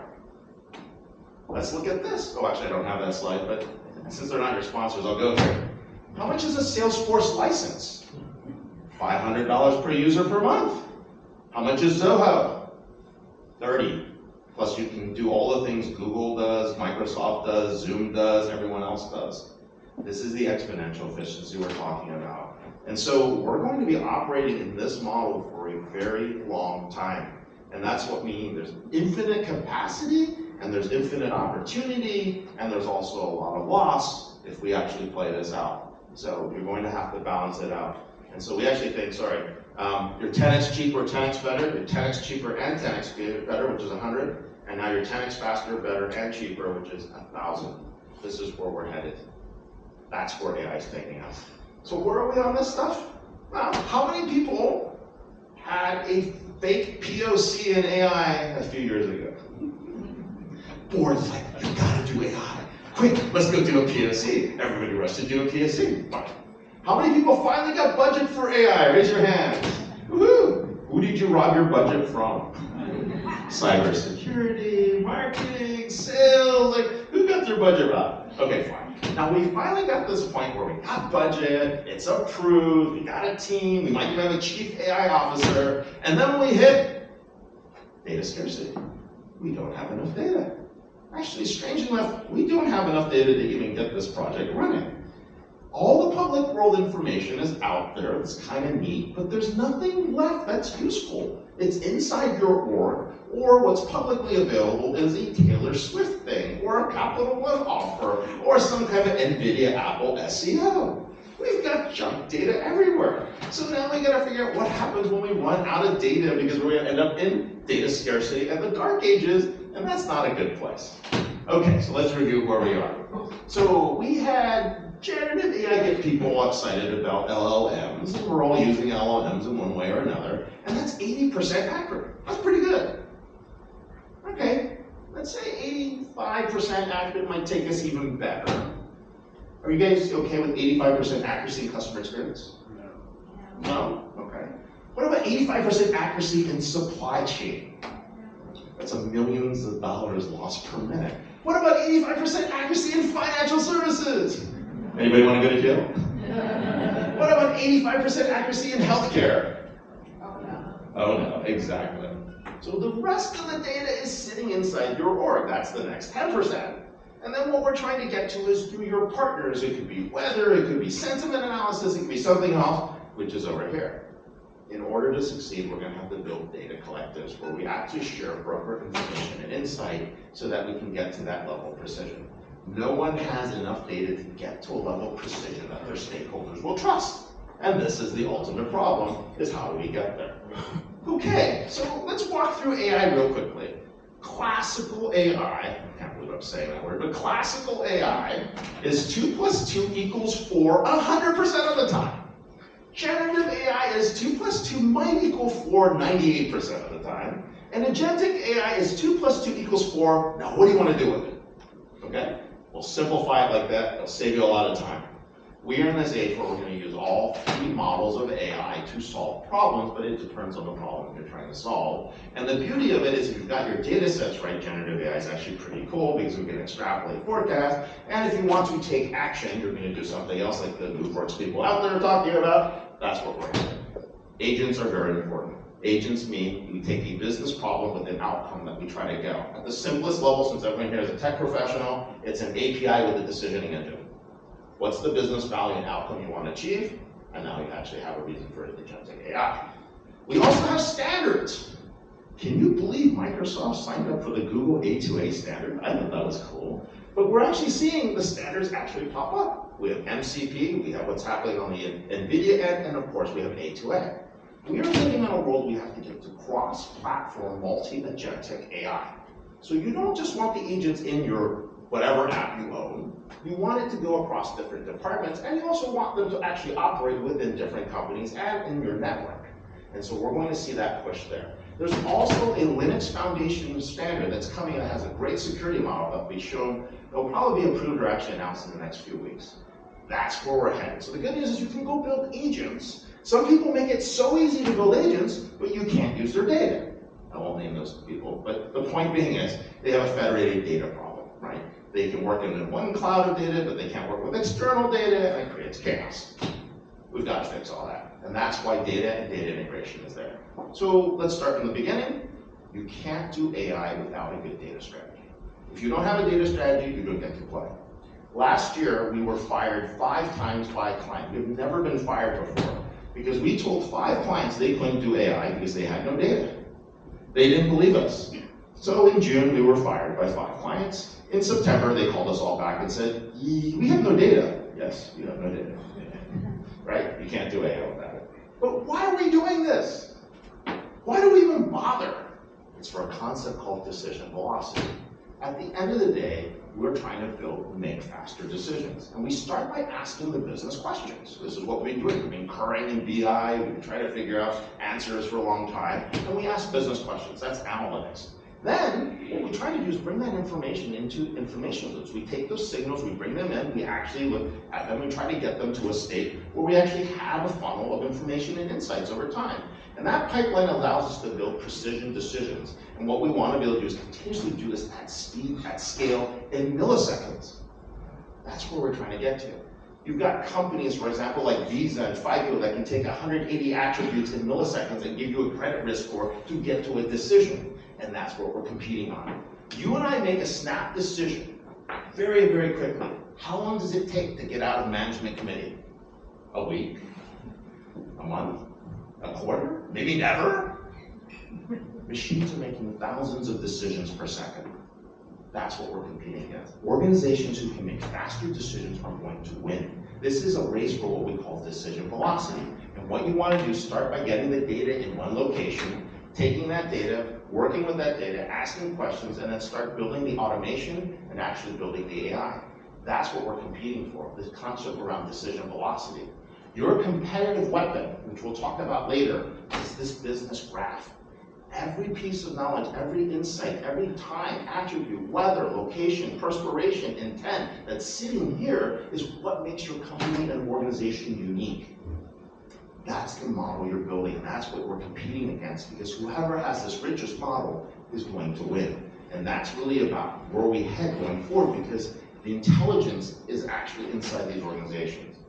We have a law, it's a funny law, I made it up on TV, but now it's there. It's called Ray's Law. Intelligence is doubling every 7 months. This graph is going to double every 7 months. Think about what that means for you and your competitors and how you're going to access this. Now, we've been trying to solve this for years. We started out with transactional systems of record. Then we actually had engagement systems, which were social networks that allowed us to communicate and come back to this. And then we actually had experiences where we modeled journeys along the way. And then we started delivering relevance and contextual relevance so we could personalize, and ultimately we're getting to autonomous systems. This is the natural transition as we go forward. But that doesn't really help you. What helps you is to start figuring out what are these tasks where we actually want human intervention and AI and automation. And what we're seeing right now is a 7-step way to quickly answer those questions. Lots of volume. You can't handle lots of volume. That's going to go to a machine. Lots of repetitive tasks. It's going to bore the crap out of you, but it's great for pattern recognition and learning. But that's also going to go to a machine. Lots of nodes of interaction. You can multitask 3 things, 5 things, maybe 7. But can you do 1,000 at the same time? No. So it's going to go over there. If you're looking for time to completion, well, that's going to change things. In time to completion, we're not going to go to human scale, we're going to go to machine scale. But then it gets interesting. What we actually have in complexity is we can't do massive calculations, and in many cases, machines can't model human behavior. There's lots of things that you can't build in an algorithm. So complexities start where we actually provide human judgment, which is going to be important. Then the next level is creativity. We're really good at making the rules, but we're even better at breaking the rules with the right incentive. And that's the human place where creativity comes out of the works. And of course, some things are better for a machine, and some things are better for a human. If you want a human touch, you'll make that decision. Every process you're in, procure to pay, order to cash, incident to resolution, right? Concept to commercialization. In any one of these, we're going to go through this conversation. Imagine a set of decision trees where you actually assume where it's going to be automated and you decide where you're going to place the human. We're going to see that across the board. That's how you're going to build future companies. You have to make that decision as when you insert a human. And the goal here is actually very simple. We've taken all this information and insight. We start by asking, tell me everything. And then you're like, oh wait, that's too much. Just tell me what I need to know. Give me a workflow, give me an alert, give me a notification. We get that. And once you do that, you can start building the process to say, make me a recommendation. And the system starts learning based on your choices. What business process you're in, what time, what location, how are you feeling, your heart rate. And we take that, and we go from there, and we figure out how do we automate those recommendations. And at some point, we can start doing predictions, prevention, and getting to situational awareness. I'm really excited about prevention because that's risk mitigation. Everybody remember the Samsung Galaxy Note 7? Remember that phone? Why do you remember this phone? Why is it so popular? Because it burned up. Because it caught on fire, yes. This phone caught on fire. Now, I'm going to give you broad generalizations, but 80 phones caught on fire in 8 weeks, costing Samsung $8 billion. 80 phones is about 8 sigma in quality. And it took out $8 billion. Now, if I can get that to a 1-week recall, that'd be $1 billion. If I can take that to a 1-day recall, it could be $100 billion. You see the exponential changes that are there? You have huge opportunities by doing risk mitigation. And we're going to see more of that. Whether it's threat detection, cybersecurity, fraud analysis, you're going to see prevention as one of the biggest use cases coming forward. Now, let's take it to another level. we have to ask this question as well. When and where do you insert a human in the process? Now today we have full intelligent machine automation. What happens when the markets crash 2%? Trading curves hit, we slow down, we pause. But the machine trade, basically we're asking the algorithms to calm down to see what's going on, but we have full intelligent automation. This happens today. If you ever get into a subway system or any system between airports, there's no conductor. We have full intelligent automation today. But then, the next question we ask, where do we augment the machine with a human? Let's do a fun exercise. I know there's some healthcare people over there. Let me say I have an AI-based physician that is 87% accurate. How many people would choose my AI-based physician over a human physician? So those who want an AI-based physician for their care, raise your hands. Those that want a human physician, raise your hands.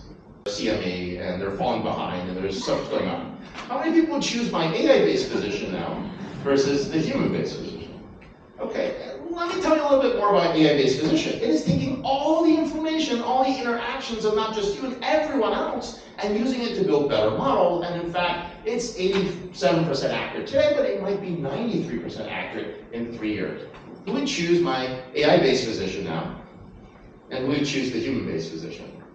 Okay, it's a false choice, but it gives you an idea, because what I would do is, I would go with the human-based physician and ask for a second opinion with the AI-based physician. And that takes us from augmenting the human with the machine to augmenting the machine. Augmenting the human with the machine and augmenting the machine with the human, and we bring that together. And then the last piece is, when do you trust human judgment? And that's a very, very important question. Now, I do want to bring up a point here, because this is important. We often wonder why we actually choose a human versus a machine. And so let me ask you, who here hits 0 pound, screams agent when they get onto a contact center? Anybody do that? You're all guilty of this. You're all professionals in tech. So why do you do this? You should use the IVR, it's self-service. Why do you go past the system? Anybody?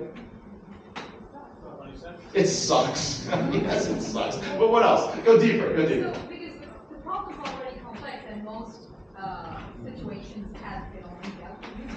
As a tech person, you know this is complex enough for the idea not to be. So it doesn't fit within the parameters of the menu. Got it. Anyone else? Those are great answers. Keep going. I'm doing something else while I'm pushing buttons.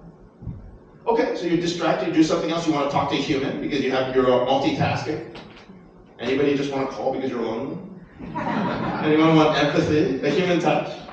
Let me be a little bit more direct. You're really hoping to engage a human so that you can create an exception in your favor. I want a discount, I want an upgrade, I want a refund, right? So we're going to get to a point where you are too expensive or do not have enough lifetime value to get to talk to a human. We already experienced this with B2B, B2C tech companies in the Bay Area, right? Have you ever talked to a live person at LinkedIn or X or Facebook? No, they don't exist. Okay, so you see the model. We are now moving here. So the design point we're talking about is very different now. We're asking the question not when and where we'll automate, we're asking the question when and where will we insert a human? That's the question we're asking. So we go back to the decision trees, these 3D decision trees, and you're going to say, I'm going to put a human here for compliance. I'm going to put a human for because I want personalized touch. We need a human here to make a decision because we're only 65% accurate. Everything else is automated. That's an AI-first company. We're going to see AI-first companies emerge everywhere that are built that way. If your process, internal business processes are not designed this way, one, I'm going to tell you, you're not going to be compete. You're going to fall behind, you're not going to win. But the second thing is, you're not going to move fast enough. I know it's scary, but I'm saying that's really where we're headed because the default is automation. Where you insert the human is the differentiation. And we're going to see that across the board. We're building loops. We know we're building loops. These are OODA loops. You're all familiar with that. But the more important point is we've gone from augmentation to acceleration to automation to agents to advisors. And we're going to see the advisors pop up.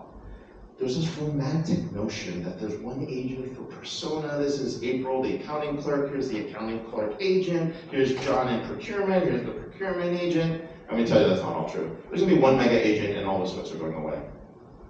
We are the last generation of managers to manage only humans. We'll be managing agents. Agents will be managing us. That's the hard truth.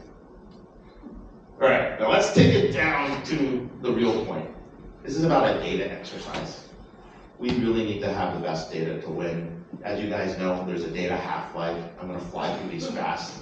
That half-life continues. We have to get more and more signals to make this work because there's a competition for more and more signals. The weather signal, the intent signal, right? A demand signal, a supply signal, right?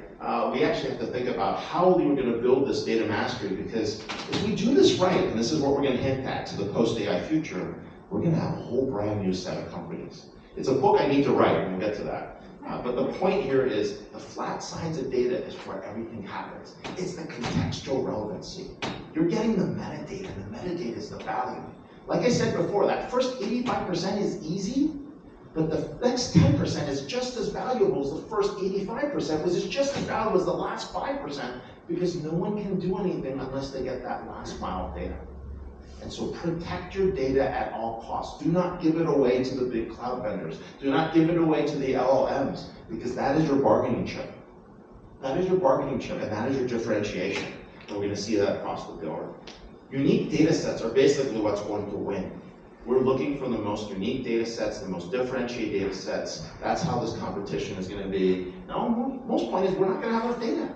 You're going to use those unique data sets to partner and trade and broker information. I'll show you an example in a little bit. And the large language models are going to give way to the smaller language models, which are just as valuable. So right now it's like, oh, only the big guys can play. In fact, actually, the little organizations are just going to have enough effect. They're going to be able to come in.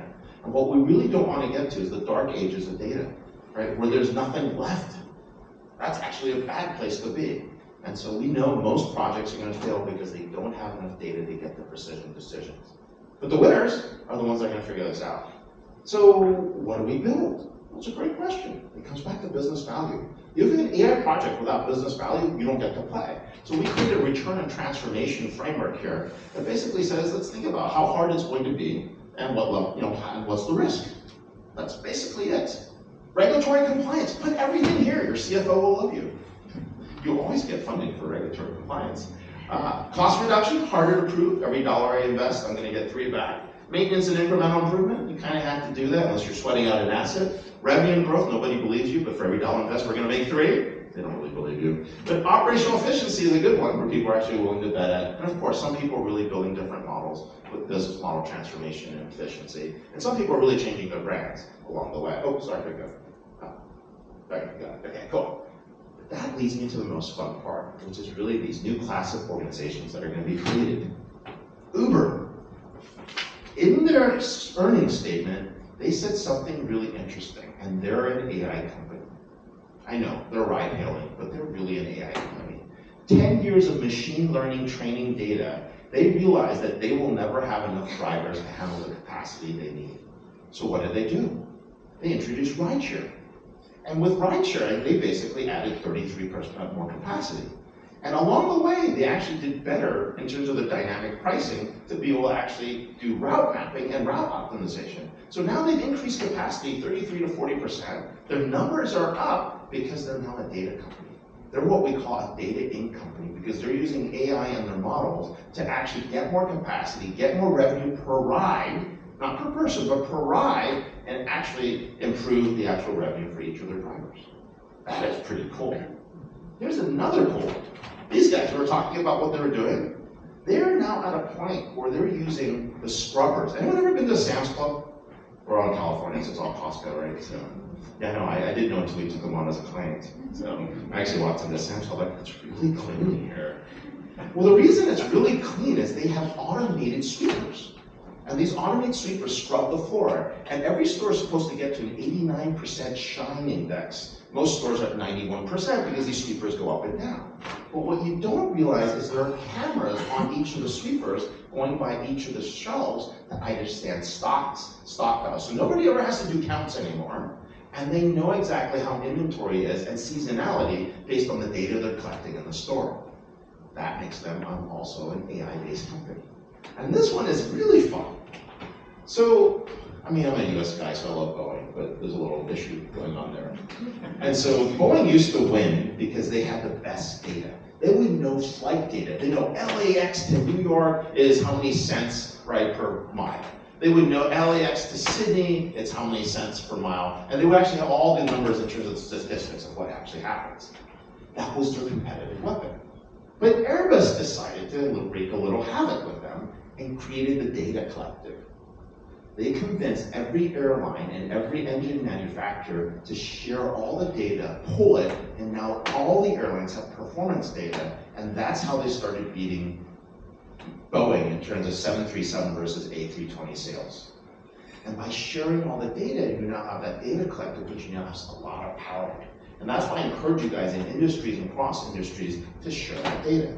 What do I mean by share data? Don't share it with your competitors directly, but you have an industry value chain. Retail, manufacturing, and distribution, share your information, right?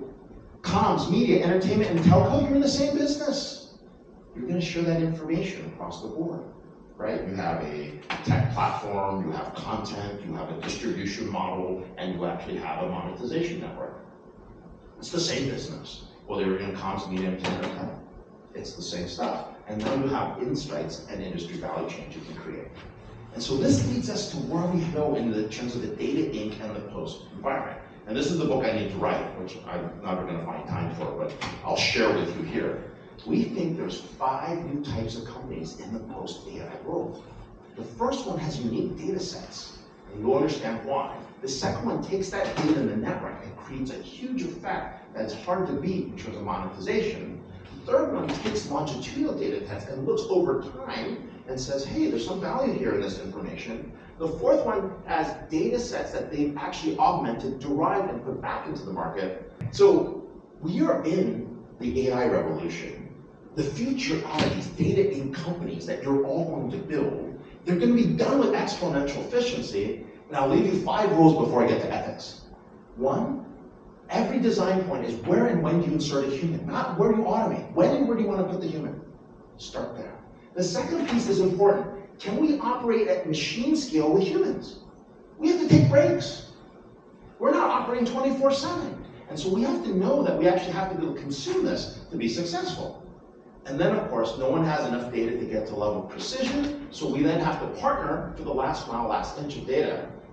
And then the number one question, before you put anything out there in the consumer market, in front of people, in front of customers, you can do this internally. And we do live in LA. And we do live in LA, so that's a very important point. All right, real quick, let's go to ethics. I know we're talking about ethics in a little bit. Let's have a little fun. Trolley car problem. 2 autonomous vehicles get into a crash. Who gets to live?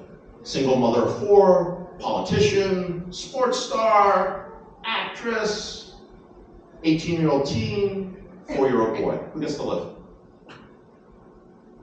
It's a bad problem. Nobody wants to play this game. No one wants to be God, right? But it's really easy. Let me explain why. You know there's going to be an accident. So send the cars out, leave the people home. All right, it's a little more complicated than this. I say this now, so just please bear with me. I'm going to make fun of Canadians. I'm going to make fun of people of Eastern European descent and people of East Asian descent. Let's do it the other way. A autonomous vehicle hits a dog in Canada. Oh my God. So the car freaks out, tries to flag down a human, gets the human to put the dog into the car, rushes to the veterinary hospital, phones the owner, picks up the tab for the hospital bill, checks in 2 weeks later, checks in 4 weeks later, makes sure everyone's okay, and of course comes by again. Sounds very Canadian, right? Yeah, it's good. Good Canadian. Makes sense, right? A autonomous vehicle runs over a dog in Eastern Europe. There are no cameras. Runs over the dog 3 more times and leaves. A autonomous vehicle runs over a dog in Asia. There are lots of cameras in this large country. Well, the fine for the dog being hit and dying is $500. The cost of the dog staying alive in the medical care is $3,000. What's for dinner?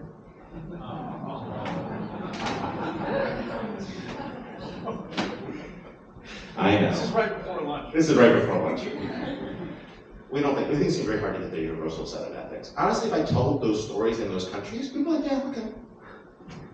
It may be just normal.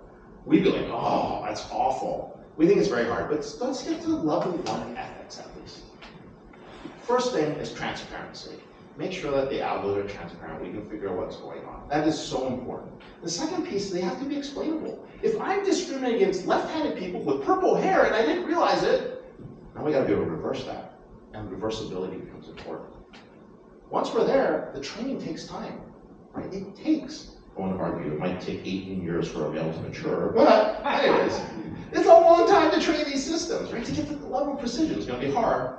And then the most important role is, if you don't begin the process with a human and end the process with a human, you have Skynet, and the machines will take over. And that's a very, very important piece. That human in the loop is important, but it's not just human in the loop. Human in the beginning of the loop, and human at the end of the loop. So just say human in the loop, that scares the crap out of me, right? I need them at the beginning, and at the end, and there you have the ethics.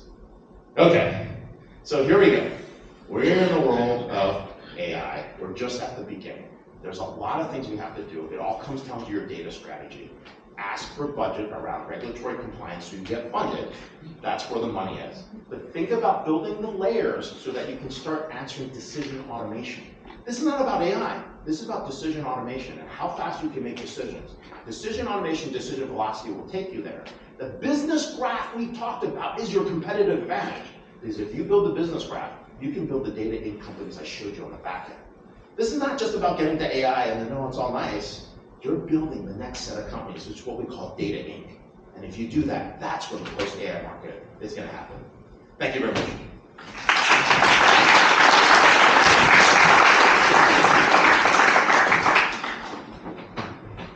Thank you, Ray. Okay, so we're about at time, we're about at lunch. I just want to ask you one question. All right, sounds good. How do we value companies in the future? Oh, right now we do forward revenue, right? Potentially X times earnings. You're going to value it on the data sets. If you can find monetization on the data sets, that's going to be the valuation models that people forget. And so you're going to figure out all the difference. Like LinkedIn, I'm telling you, it should be a $33 billion company. Someone should just buy them for the $10 billion they're worth and split it out and build a $100 billion company off of that data. They're missing it. And there's going to be lots of pockets in every industry. You see it in engineering, construction, you see it in oil, you see it in media and entertainment. There's data sets that people haven't tapped. That's where the valuation is. Okay. So, Ray, are you going to be hanging out for lunch? Oh, of course. All right, so I'm sure there's questions in the room. Ray's going to hang out for lunch. And would be happy to answer questions, no doubt, right? Thank you for having me.